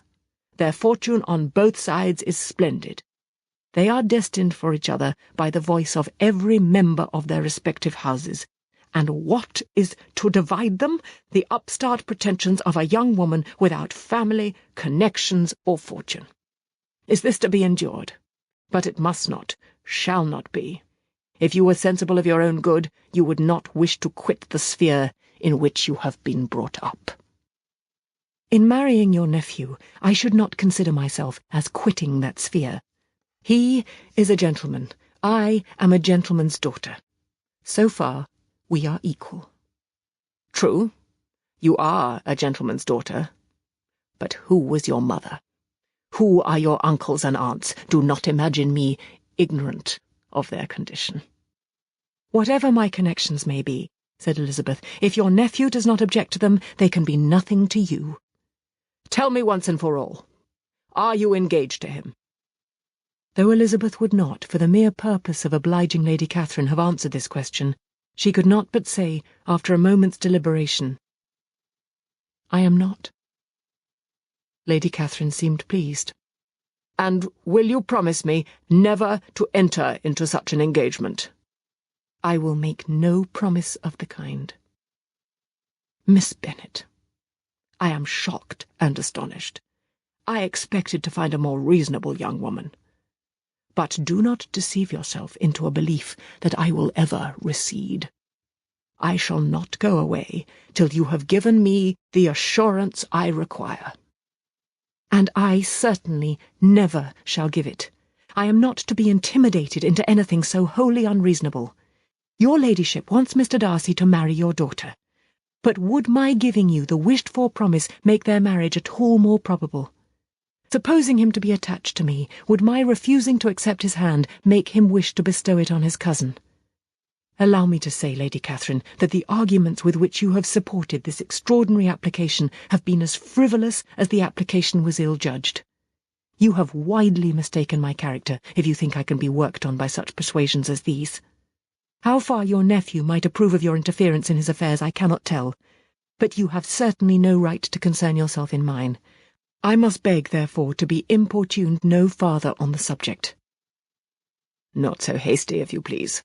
I have by no means done. To all the objections I have already urged, I have still another to add. I am no stranger to the particulars of your youngest sister's infamous elopement. I know it all. That the young man's marrying her was a patched-up business at the expense of your father and uncles. And is such a girl to be my nephew's sister? Is her husband, is the son of his late father's steward, to be his brother? Heaven and earth, of what are you thinking? Are the shades of Pemberley to be thus polluted? You can now have nothing further to say, she resentfully answered. You have insulted me in every possible method. I must beg to return to the house. And she rose as she spoke. Lady Catherine rose also, and they turned back. Her ladyship was highly incensed. You have no regard, then, for the honour and credit of my nephew. Unfeeling, selfish girl. Do you not consider that a connection with you must disgrace him in the eyes of everybody? Lady Catherine, I have nothing further to say. You know my sentiments. You are then resolved to have him? I have said no such thing. I am only resolved to act in that manner which will, in my own opinion, constitute my happiness, without reference to you, or to any person so wholly unconnected with me. It is well. You refuse, then, to oblige me. You refuse to obey the claims of duty, honour, and gratitude. You are determined to ruin him in the opinion of all his friends, and make him the contempt of the world. "Neither duty, nor honour, nor gratitude," replied Elizabeth, "have any possible claim on me in the present instance. No principle of either would be violated by my marriage with Mr. Darcy.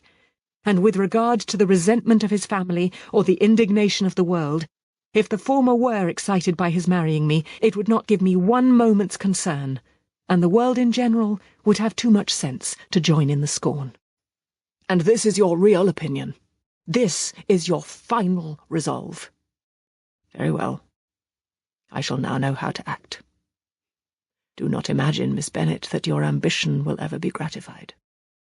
I came to try you. I hoped to find you reasonable, but depend upon it, I will carry my point." In this manner Lady Catherine talked on till they were at the door of the carriage, when turning hastily round she added, "I take no leave of you, Miss Bennet. I send no compliments to your mother. You deserve no such attention. I am most seriously displeased." Elizabeth made no answer, and without attempting to persuade her ladyship to return into the house, walked quietly into it herself. She heard the carriage drive away as she proceeded upstairs. Her mother impatiently met her at the door of the dressing-room to ask why Lady Catherine would not come in again and rest herself. "She did not choose it," said her daughter. "She would go."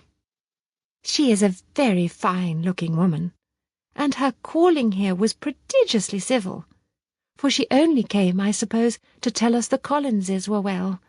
She is on her road somewhere, I dare say, and so, passing through Meryton, thought she might as well call on you. I suppose she had nothing particular to say to you, Lizzie?" Elizabeth was forced to give in to a little falsehood here, for to acknowledge the substance of their conversation was impossible. Chapter 57. The discomposure of spirits which this extraordinary visit threw Elizabeth into could not be easily overcome, nor could she for many hours learn to think of it less than incessantly. Lady Catherine, it appeared, had actually taken the trouble of this journey from Rosings for the sole purpose of breaking off her supposed engagement with Mr. Darcy. It was a rational scheme, to be sure, but from what the report of their engagement could originate, Elizabeth was at a loss to imagine, till she recollected that his being the intimate friend of Bingley and her being the sister of Jane was enough, at a time when the expectation of one wedding made everybody eager for another, to supply the idea. She had not herself forgotten to feel that the marriage of her sister must bring them more frequently together, and her neighbours at Lucas Lodge, therefore, for through their communication with the Collinses the report, she concluded, had reached Lady Catherine, had only set that down as almost certain and immediate, which she had looked forward to as possible at some future time.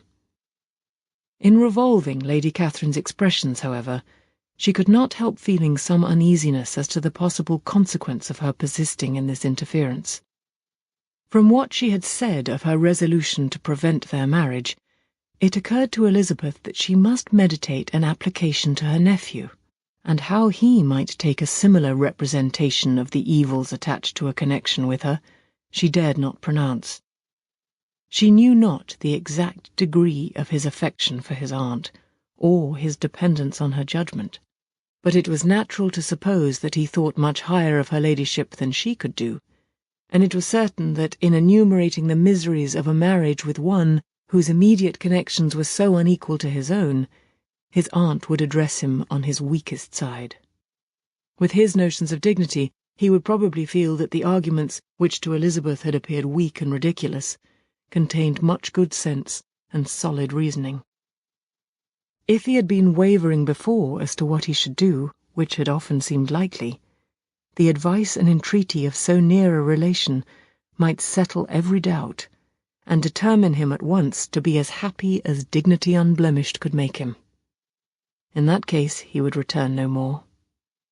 Lady Catherine might see him in her way through town, and his engagement to Bingley of coming again to Netherfield must give way. If, therefore, an excuse for not keeping his promise should come to his friend within a few days, she added, I shall know how to understand it. I shall then give over every expectation, every wish of his constancy. If he is satisfied with only regretting me when he might have obtained my affections in hand, I shall soon cease to regret him at all."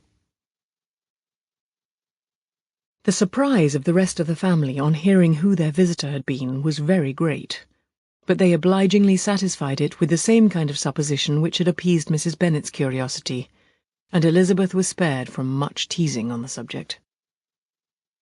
The next morning, as she was going downstairs, she was met by her father, who came out of his library with a letter in his hand. "Lizzie," said he, "I was going to look for you. Come into my room." She followed him thither, and her curiosity to know what he had to tell her was heightened by the supposition of its being in some manner connected with the letter he held. It suddenly struck her that it might be from Lady Catherine, and she anticipated with dismay all the consequent explanations. She followed her father to the fireplace, and they both sat down. He then said, "I have received a letter this morning that has astonished me exceedingly. As it principally concerns yourself, you ought to know its contents. I did not know before that I had 2 daughters on the brink of matrimony. Let me congratulate you on a very important conquest." The colour now rushed into Elizabeth's cheeks in the instantaneous conviction of its being a letter from the nephew instead of the aunt, and she was undetermined whether most to be pleased that he explained himself at all, or offended that his letter was not rather addressed to herself, when her father continued. "You look conscious. Young ladies have great penetration in such matters as these, but I think I may defy even your sagacity to discover the name of your admirer. This letter is from Mr. Collins." "From Mr. Collins? And what can he have to say?" "Something very much to the purpose, of course. He begins with congratulations on the approaching nuptials of my eldest daughter, of which, it seems, he has been told by some of the good-natured, gossiping Lucases. I shall not sport with your impatience by reading what he says on that point. What relates to yourself is as follows. Having thus offered you the sincere congratulations of Mrs. Collins and myself on this happy event, let me now add a short hint on the subject of another, of which we have been advertised by the same authority. Your daughter Elizabeth, it is presumed, will not long bear the name of Bennet, after her elder sister has resigned it, and the chosen partner of her fate may be reasonably looked up to as one of the most illustrious personages in this land. Can you possibly guess, Lizzie, who is meant by this? This young gentleman is blessed in a peculiar way with everything the heart of mortal can most desire: splendid property, noble kindred, and extensive patronage.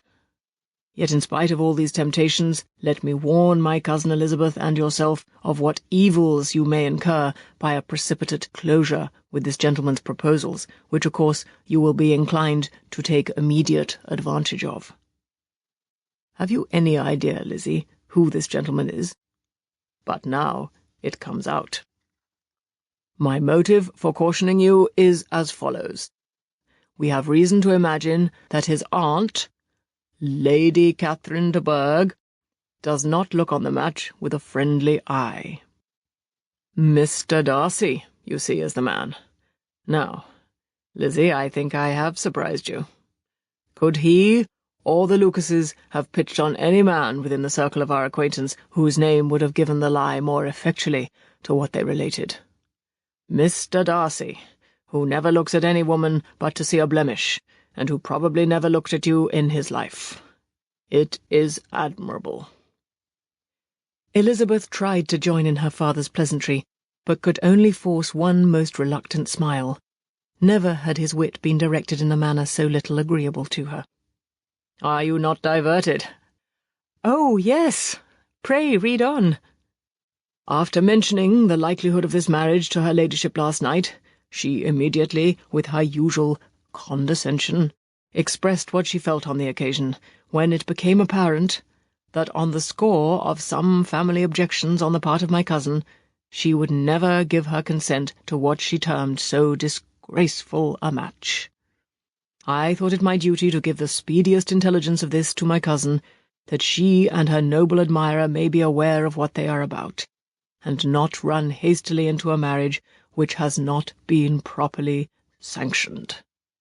Mr. Collins, moreover, adds, I am truly rejoiced that my cousin Lydia's sad business has been so well hushed up, and am only concerned that their living together before the marriage took place should be so generally known.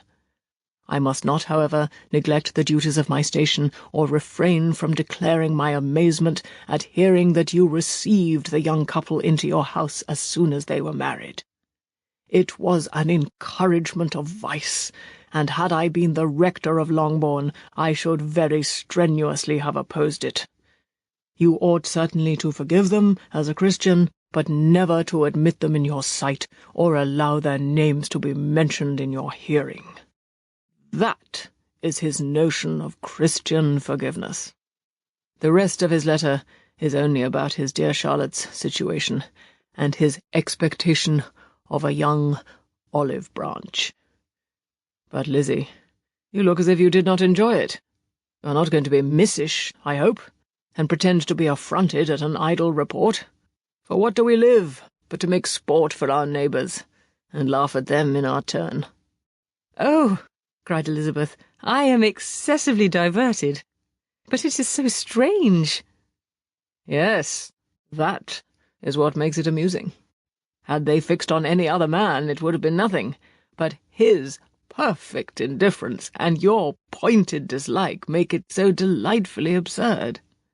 Much as I abominate writing, I would not give up Mr. Collins's correspondence for any consideration. Nay, when I read a letter of his, I cannot help giving him the preference even over Wickham, much as I value the impudence and hypocrisy of my son-in-law. And pray, Lizzie, what said Lady Catherine about this report? Did she call to refuse her consent? To this question his daughter replied only with a laugh, and as it had been asked without the least suspicion, she was not distressed by his repeating it. Elizabeth had never been more at a loss to make her feelings appear what they were not. It was necessary to laugh when she would rather have cried.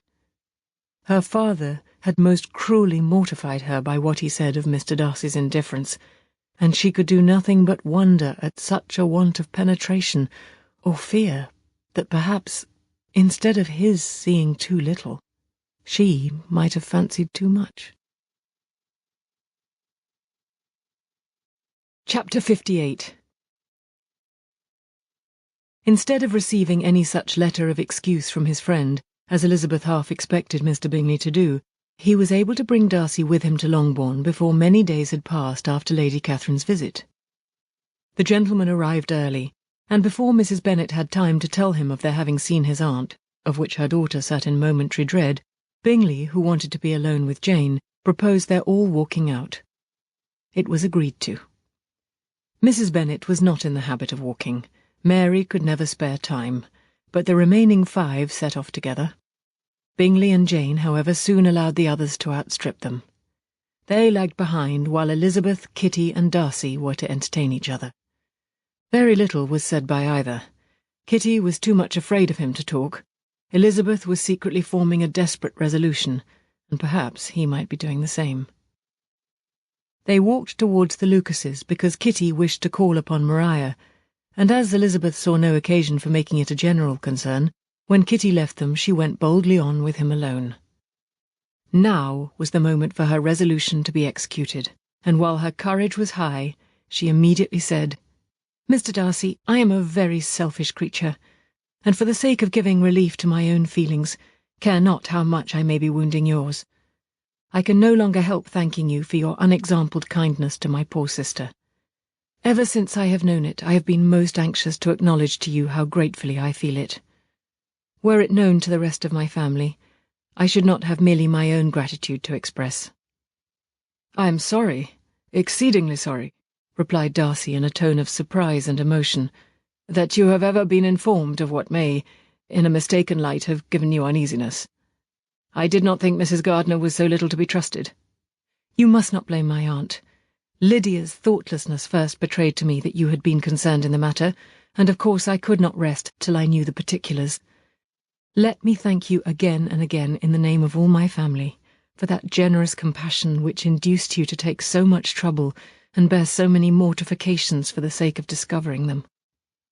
"If you will thank me," he replied, "let it be for yourself alone. That the wish of giving happiness to you might add force to the other inducements which led me on, I shall not attempt to deny.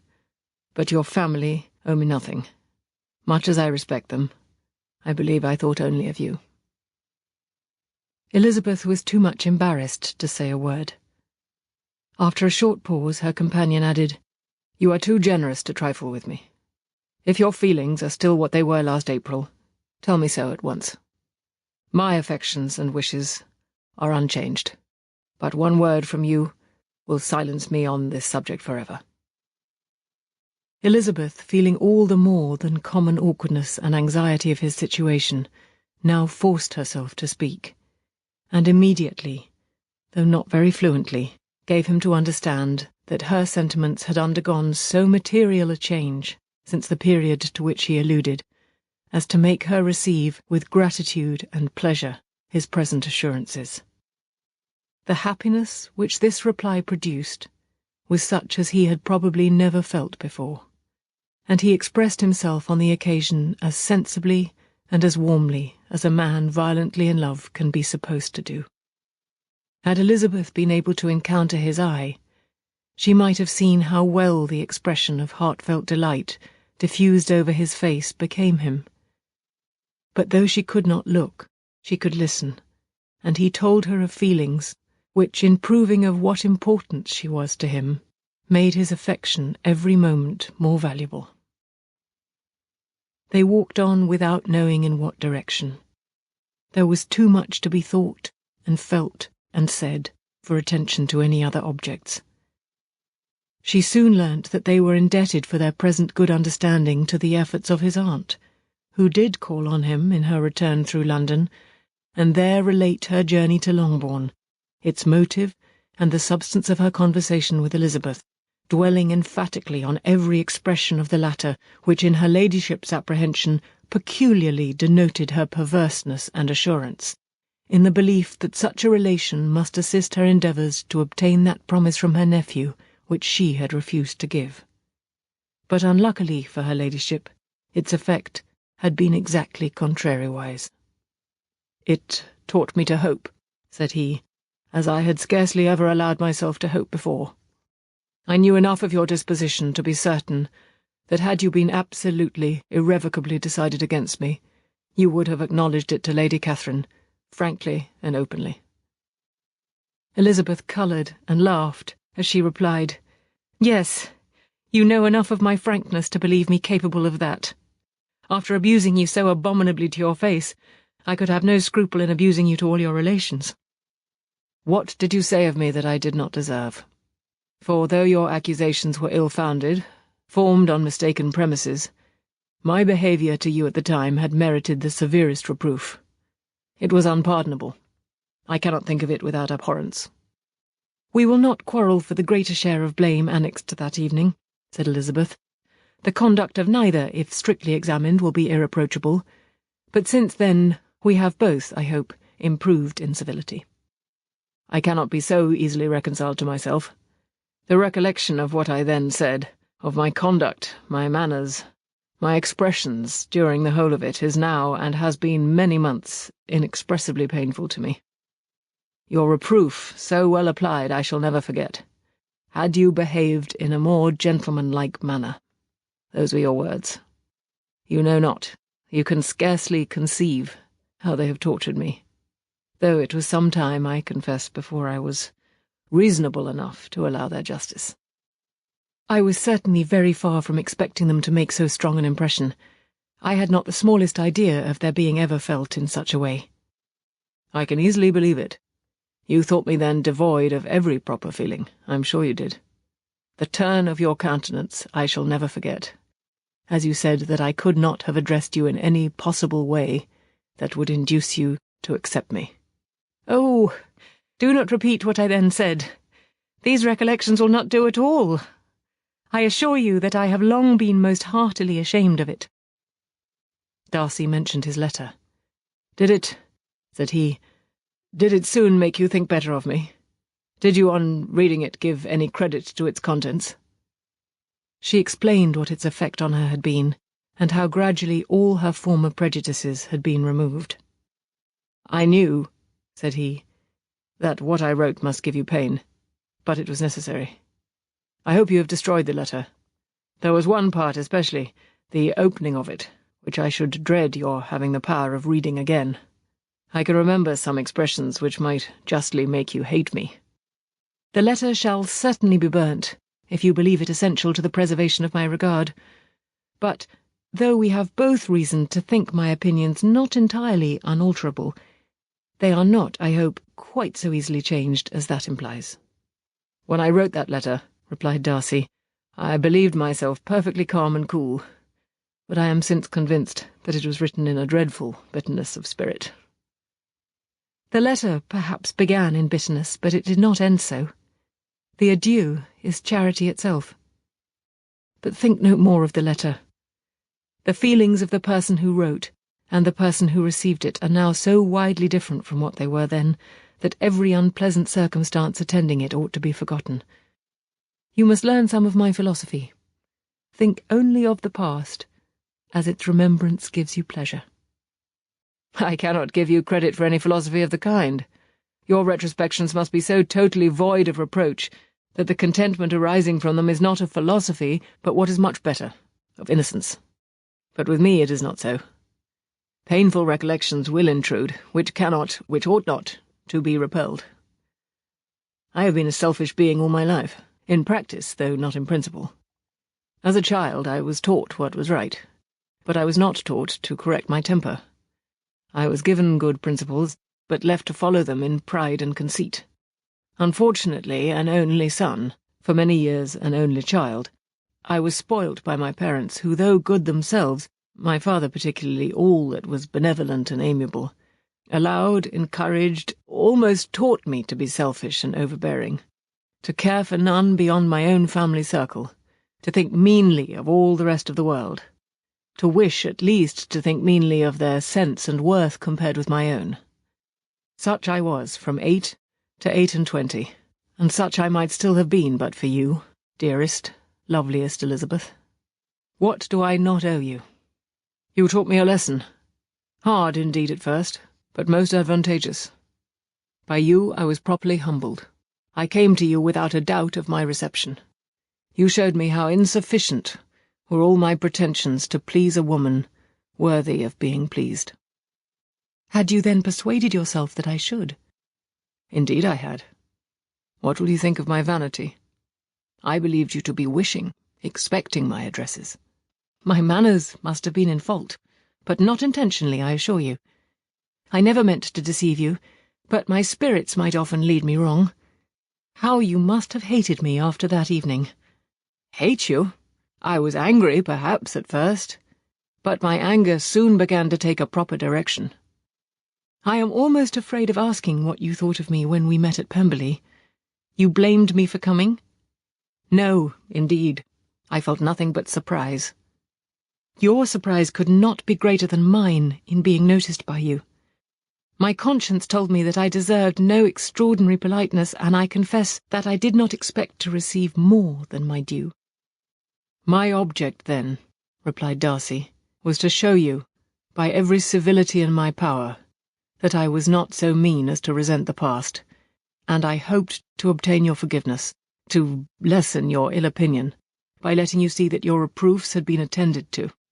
How soon any other wishes introduced themselves I can hardly tell, but I believe in about half an hour after I had seen you." He then told her of Georgiana's delight in her acquaintance, and of her disappointment at its sudden interruption, which naturally leading to the cause of that interruption, she soon learnt that his resolution of following her from Derbyshire in quest of her sister had been formed before he quitted the inn, and that his gravity and thoughtfulness there had arisen from no other struggles than what such a purpose must comprehend. She expressed her gratitude again, but it was too painful a subject to each to be dwelt on farther. After walking several miles in a leisurely manner, and too busy to know anything about it, they found at last, on examining their watches, that it was time to be at home. What could become of Mr. Bingley and Jane, was a wonder which introduced the discussion of their affairs. Darcy was delighted with their engagement. His friend had given him the earliest information of it. "I must ask whether you were surprised," said Elizabeth. "Not at all. When I went away, I felt that it would soon happen." "That is to say, you had given your permission." "I guessed as much." And though he exclaimed at the term, she found that it had been pretty much the case. "On the evening before my going to London," said he, "I made a confession to him, which I believe I ought to have made long ago. I told him of all that had occurred to make my former interference in his affairs absurd and impertinent. His surprise was great. He had never had the slightest suspicion. I told him, moreover, that I believed myself mistaken in supposing, as I had done, that your sister was indifferent to him, and as I could easily perceive that his attachment to her was unabated, I felt no doubt of their happiness together." Elizabeth could not help smiling at his easy manner of directing his friend. "Did you speak from your own observation," said she, "when you told him that my sister loved him, or merely from my information last spring?" "From the former. I had narrowly observed her during the 2 visits which I had lately made here, and I was convinced of her affection." "And your assurance of it, I suppose, carried immediate conviction to him?" "It did. Bingley is most unaffectedly modest. His diffidence had prevented his depending on his own judgment in so anxious a case, but his reliance on mine made everything easy. I was obliged to confess one thing which for a time, and not unjustly, offended him. I could not allow myself to conceal that your sister had been in town 3 months last winter, that I had known it, and purposely kept it from him. He was angry, but his anger, I am persuaded, lasted no longer than he remained in any doubt of your sister's sentiments. He has heartily forgiven me now." Elizabeth longed to observe that Mr. Bingley had been a most delightful friend, so easily guided that his worth was invaluable, but she checked herself. She remembered that he had yet to learn to be laughed at, and it was rather too early to begin. In anticipating the happiness of Bingley, which of course was to be inferior only to his own, he continued the conversation till they reached the house. In the hall, they parted. Chapter 59. "My dear Lizzie, where can you have been walking to?" was a question which Elizabeth received from Jane as soon as she entered their room, and from all the others when they sat down to table. She had only to say in reply that they had wandered about till she was beyond her own knowledge. She coloured as she spoke, but neither that nor anything else awakened a suspicion of the truth.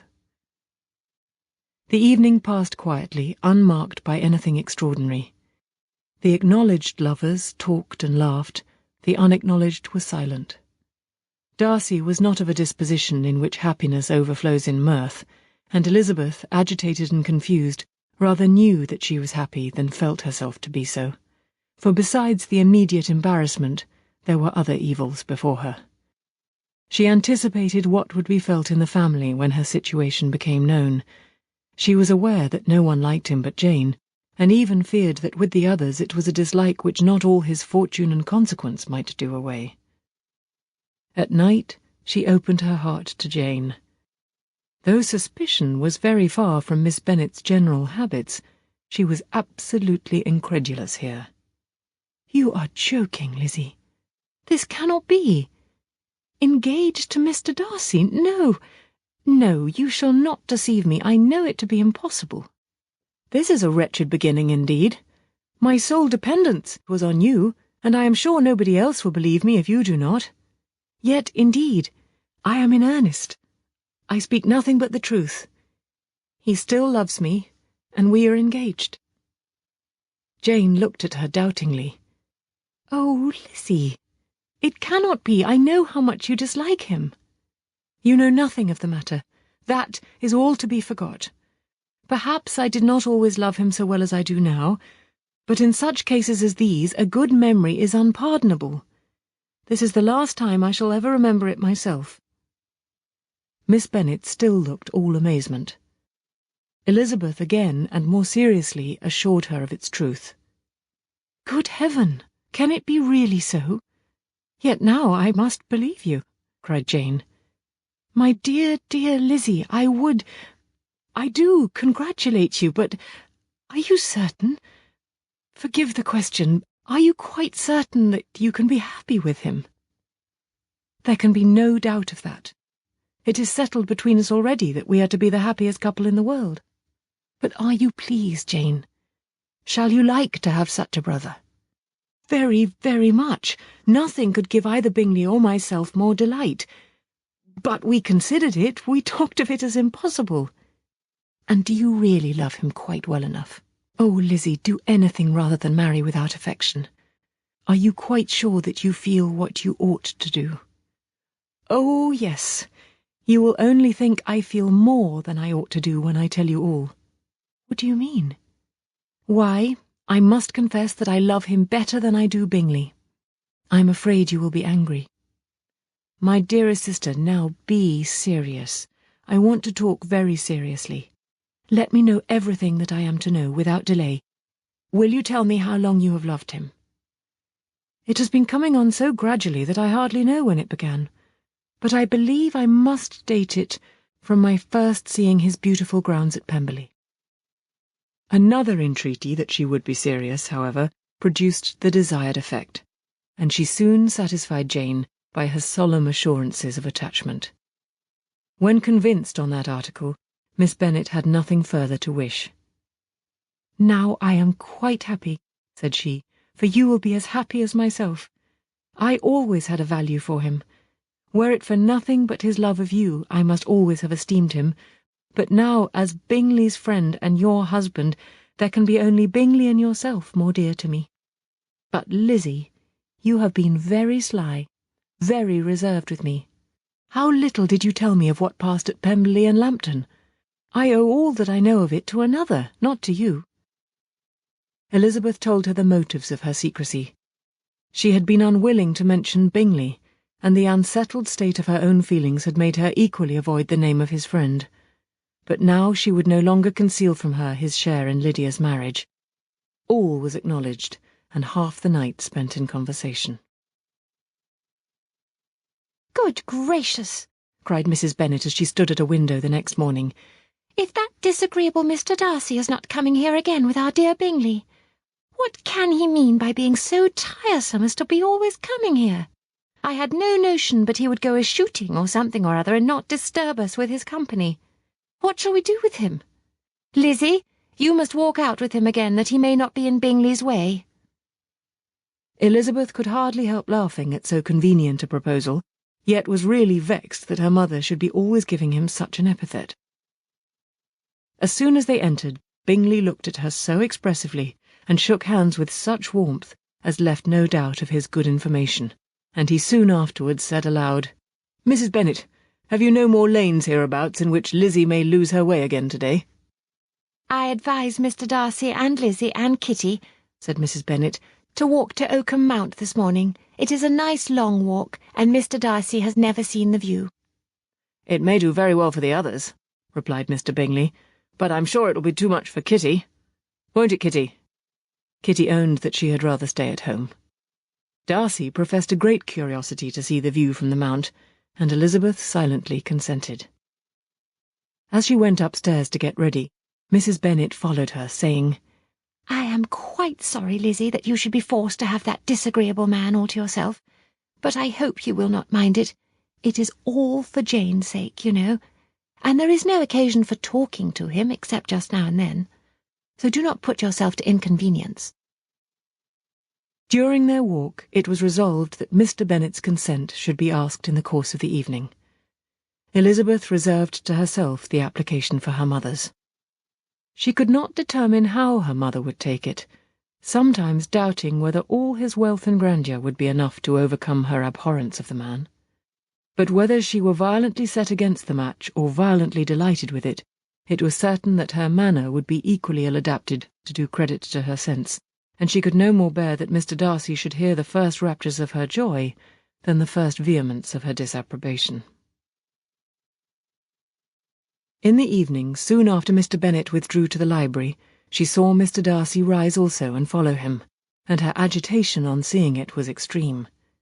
She did not fear her father's opposition, but he was going to be made unhappy, and that it should be through her means, that she, his favourite child, should be distressing him by her choice, should be filling him with fears and regrets in disposing of her, was a wretched reflection.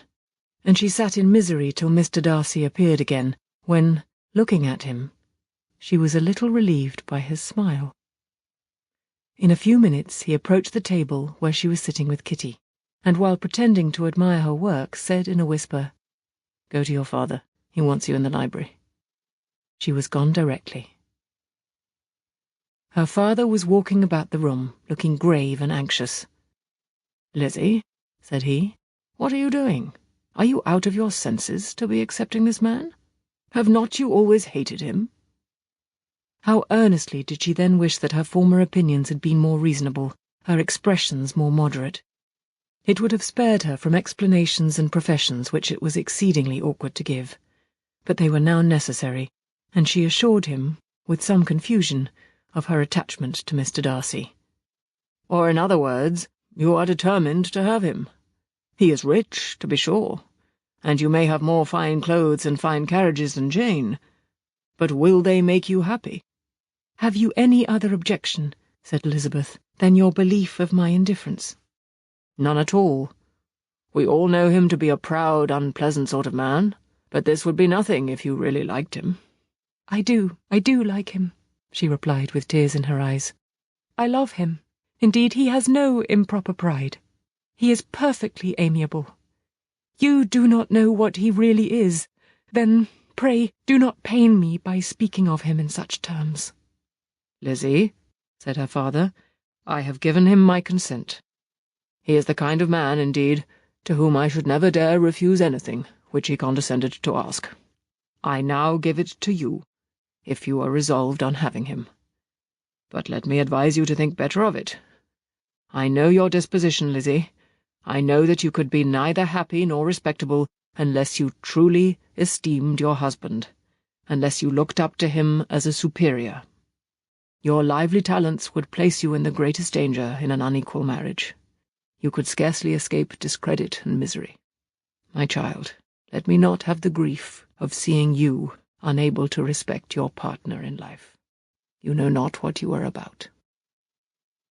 Elizabeth, still more affected, was earnest and solemn in her reply, and at length, by repeated assurances that Mr. Darcy was really the object of her choice, by explaining the gradual change which her estimation of him had undergone, relating her absolute certainty that his affection was not the work of a day, but had stood the test of many months' suspense, and enumerating with energy all his good qualities, she did conquer her father's incredulity, and reconcile him to the match.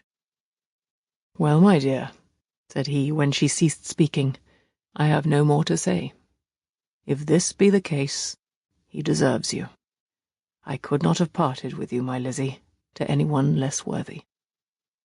To complete the favourable impression, she then told him what Mr. Darcy had voluntarily done for Lydia. He heard her with astonishment. "This is an evening of wonders, indeed. And so, Darcy did everything, made up the match, gave the money, paid the fellow's debts, and got him his commission. So much the better. It will save me a world of trouble and economy. Had it been your uncle's doing, I must and would have paid him. But these violent young lovers carry everything their own way. I shall offer to pay him tomorrow. He will rant and storm about his love for you, and there will be an end of the matter." He then recollected her embarrassment a few days before on his reading Mr. Collins's letter, and after laughing at her some time, allowed her at last to go, saying, as she quitted the room, "If any young men come for Mary or Kitty, send them in, for I am quite at leisure." Elizabeth's mind was now relieved from a very heavy weight, and after half an hour's quiet reflection in her own room, she was able to join the others with tolerable composure. Everything was too recent for gaiety, but the evening passed tranquilly away. There was no longer anything material to be dreaded, and the comfort of ease and familiarity would come in time. When her mother went up to her dressing-room at night, she followed her and made the important communication. Its effect was most extraordinary, for on first hearing it, Mrs. Bennet sat quite still and unable to utter a syllable. Nor was it under many, many minutes that she could comprehend what she heard, though not in general backward to credit what was for the advantage of her family, or that came in the shape of a lover to any of them. She began at length to recover, to fidget about in her chair, get up, sit down again, wonder, and bless herself. Good gracious! Lord bless me! Only think, dear me, Mr. Darcy! Who would have thought it? And is it really true? Oh, my sweetest Lizzie! How rich and how great you will be! What pen money, what jewels, what carriages you will have! Jane's is nothing to it, nothing at all. I'm so pleased, so happy. Such a charming man, so handsome, so tall. Oh, my dear Lizzie, pray apologise for my having disliked him so much before. I hope he will overlook it. Dear, dear Lizzie, a house in town, everything that is charming. 3 daughters married, 10,000 a year. Oh, Lord, what will become of me? I shall go distracted. This was enough to prove that her approbation need not be doubted, and Elizabeth, rejoicing that such an effusion was heard only by herself, soon went away. But before she had been 3 minutes in her own room, her mother followed her. My dearest child, she cried, I can think of nothing else. 10,000 a year, and very likely more. 'Tis as good as a lord. And a special licence. You must and shall be married by a special licence. But, my dearest love, tell me what dish Mr. Darcy is particularly fond of, that I may have it tomorrow. This was a sad omen of what her mother's behaviour to the gentleman himself might be, and Elizabeth found that though in the certain possession of his warmest affection and secure of her relations' consent, there was still something to be wished for. But the morrow passed off much better than she expected, for Mrs. Bennet luckily stood in such awe of her intended son-in-law that she ventured not to speak to him unless it was in her power to offer him any attention or mark her deference for his opinion. Elizabeth had the satisfaction of seeing her father taking pains to get acquainted with him, and Mr. Bennet soon assured her that he was rising every hour in his esteem. "I admire all my 3 sons-in-law highly," said he. "Wickham, perhaps, is my favourite, but I think I shall like your husband quite as well as Jane's." Chapter 60. Elizabeth's spirits soon rising to playfulness again, she wanted Mr. Darcy to account for his having ever fallen in love with her. "How could you begin?" said she. "I can comprehend your going on charmingly when you had once made a beginning, but what could set you off in the first place?" "I cannot fix on the hour, or the spot, or the look, or the words which laid the foundation. It is too long ago. I was in the middle before I knew that I had begun. My beauty you had early withstood, and as for my manners, my behaviour to you was at least always bordering on the uncivil, and I never spoke to you without rather wishing to give you pain than not. Now, be sincere, did you admire me for my impertinence?" "For the liveliness of your mind, I did." "You may as well call it impertinence at once. It was very little less. The fact is that you were sick of civility, of deference, of officious attention. You were disgusted with the women who were always speaking and looking and thinking for your approbation alone. I roused and interested you because I was so unlike them.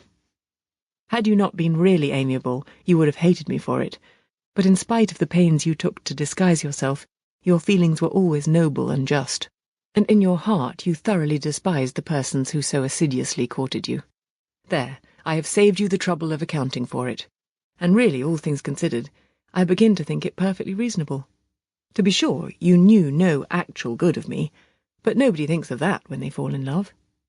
Was there no good in your affectionate behaviour to Jane while she was ill at Netherfield?" "Dearest Jane, who could have done less for her? But make a virtue of it by all means. My good qualities are under your protection, and you are to exaggerate them as much as possible. And in return, It belongs to me to find occasions for teasing and quarrelling with you as often as may be. And I shall begin directly by asking you what made you so unwilling to come to the point at last. What made you so shy of me when you first called and afterwards dined here? Why, especially when you called, did you look as if you did not care about me? Because you were grave and silent and gave me no encouragement. But I was embarrassed. And so was I. You might have talked to me more when you came to dinner. A man who had felt less might. How unlucky that you should have a reasonable answer to give, and that I should be so reasonable as to admit it. But I wonder how long you would have gone on if you had been left to yourself. I wonder when you would have spoken if I had not asked you. My resolution of thanking you for your kindness to Lydia had certainly great effect. Too much, I'm afraid, for what becomes of the moral if our comfort springs from a breach of promise?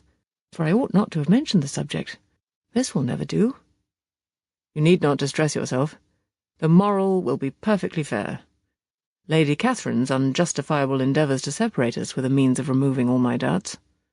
I am not indebted for my present happiness to your eager desire of expressing your gratitude. I was not in a humour to wait for any opening of yours. My aunt's intelligence had given me hope, and I was determined at once to know everything. Lady Catherine has been of infinite use, which ought to make her happy, for she loves to be of use. But tell me, what did you come down to Netherfield for? Was it merely to ride to Longbourn and be embarrassed, or had you intended any more serious consequence? My real purpose was to see you, and to judge, if I could, whether I might ever hope to make you love me. My avowed one, or what I avowed to myself, was to see whether your sister was still partial to Bingley, and if she were, to make the confession to him which I have since made. Shall you ever have courage to announce to Lady Catherine what is to befall her? I am more likely to want more time than courage, Elizabeth, but it ought to be done, and if you will give me a sheet of paper, it shall be done directly. And if I had not a letter to write myself, I might sit by you and admire the evenness of your writing, as another young lady once did. But I have an aunt, too, who must not be longer neglected. From an unwillingness to confess how much her intimacy with Mr. Darcy had been overrated, Elizabeth had never yet answered Mrs. Gardiner's long letter. But now, having that to communicate which she knew would be most welcome, she was almost ashamed to find that her uncle and aunt had already lost 3 days of happiness, and immediately wrote as follows. I would have thanked you before, my dear aunt, as I ought to have done, for your long, kind, satisfactory detail of particulars, but to say the truth, I was too cross to write. You supposed more than really existed. But now, suppose as much as you choose. Give a loose rein to your fancy. Indulge your imagination in every possible flight which the subject will afford. And unless you believe me actually married, you cannot greatly err. You must write again very soon, and praise him a great deal more than you did in your last. I thank you again and again for not going to the lakes. How could I be so silly as to wish it? Your idea of the ponies is delightful. We will go round the park every day. I am the happiest creature in the world. Perhaps other people have said so before, but not one with such justice. I am happier even than Jane. She only smiles.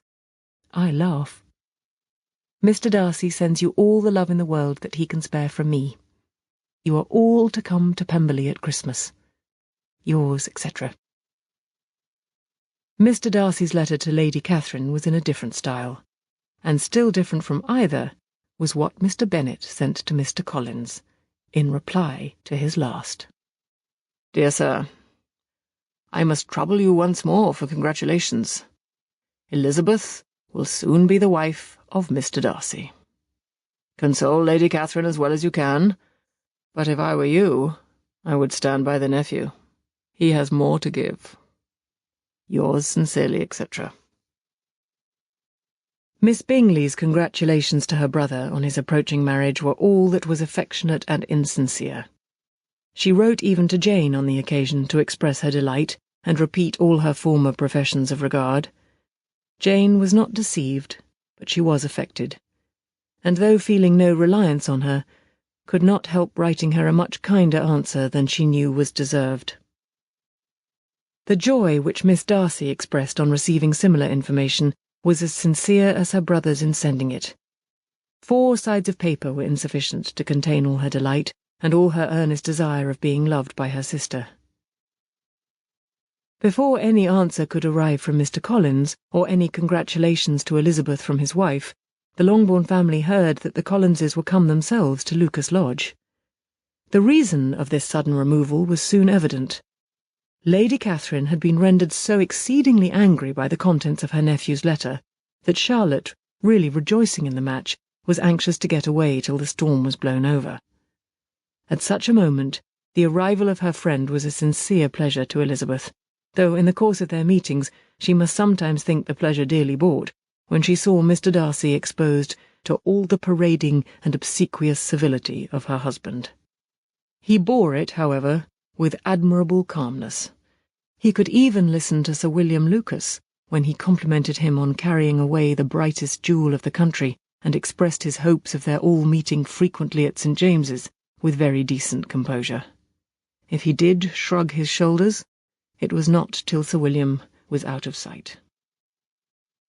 Mrs. Phillips's vulgarity was another and perhaps a greater tax on his forbearance, and though Mrs. Phillips as well as her sister stood in too much awe of him to speak with the familiarity which Bingley's good humour encouraged, yet, whenever she did speak, she must be vulgar.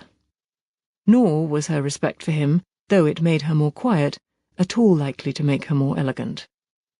Elizabeth did all she could to shield him from the frequent notice of either, and was ever anxious to keep him to herself and to those of her family with whom he might converse without mortification. And though the uncomfortable feelings arising from all this took from the season of courtship much of its pleasure, it added to the hope of the future, and she looked forward with delight to the time when they should be removed from society so little pleasing to either, to all the comfort and elegance of their family party at Pemberley. Chapter 61. Happy for all her maternal feelings was the day on which Mrs. Bennet got rid of her 2 most deserving daughters. With what delighted pride she afterwards visited Mrs. Bingley and talked of Mrs. Darcy may be guessed.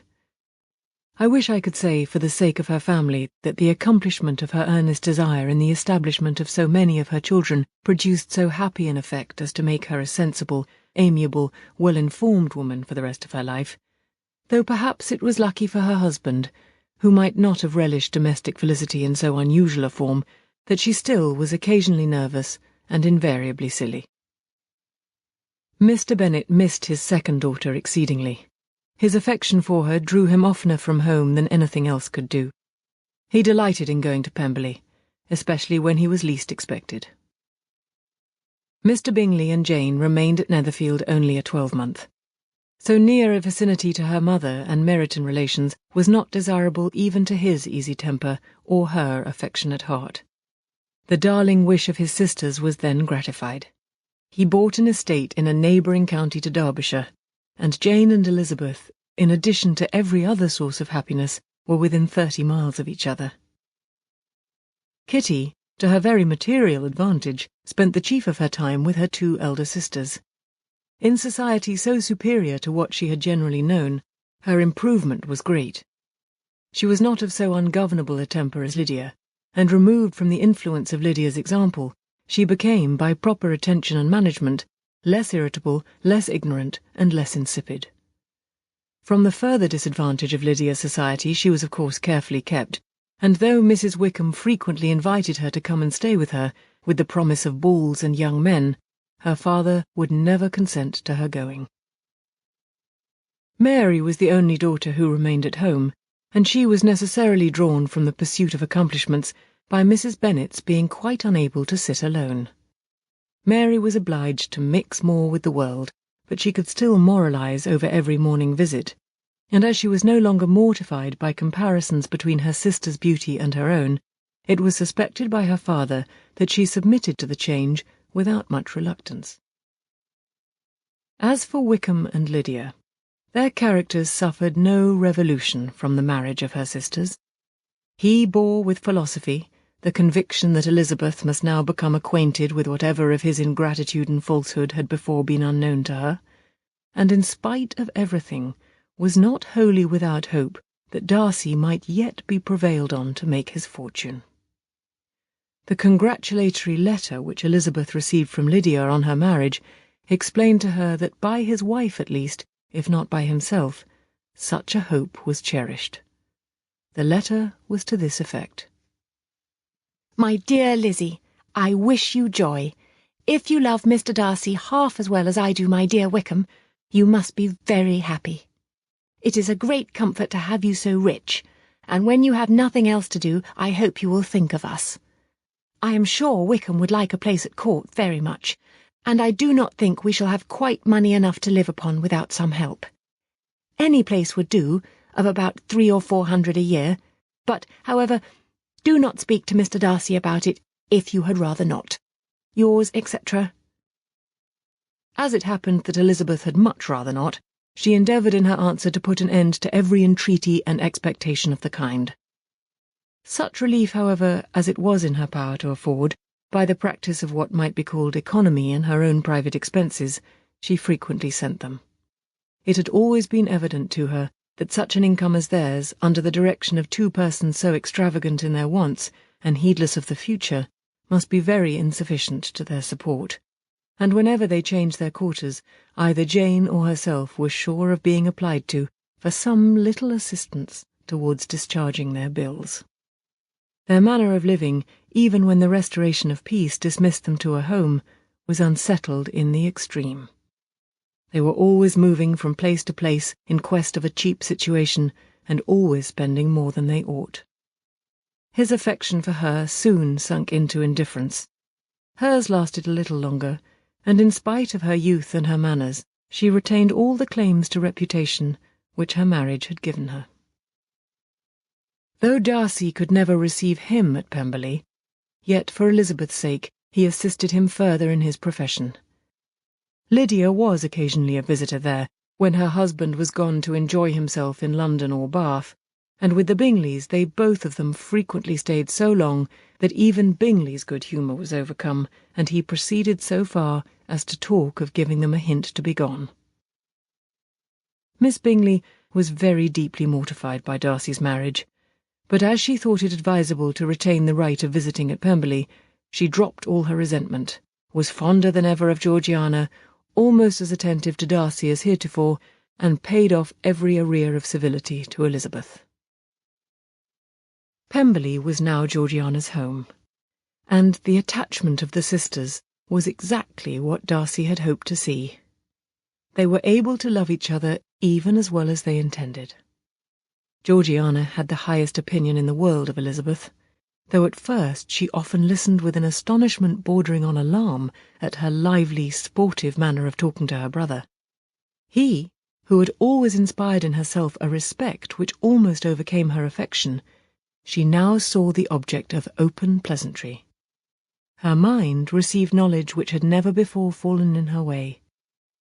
By Elizabeth's instructions she began to comprehend that a woman may take liberties with her husband which a brother will not always allow in a sister more than 10 years younger than himself.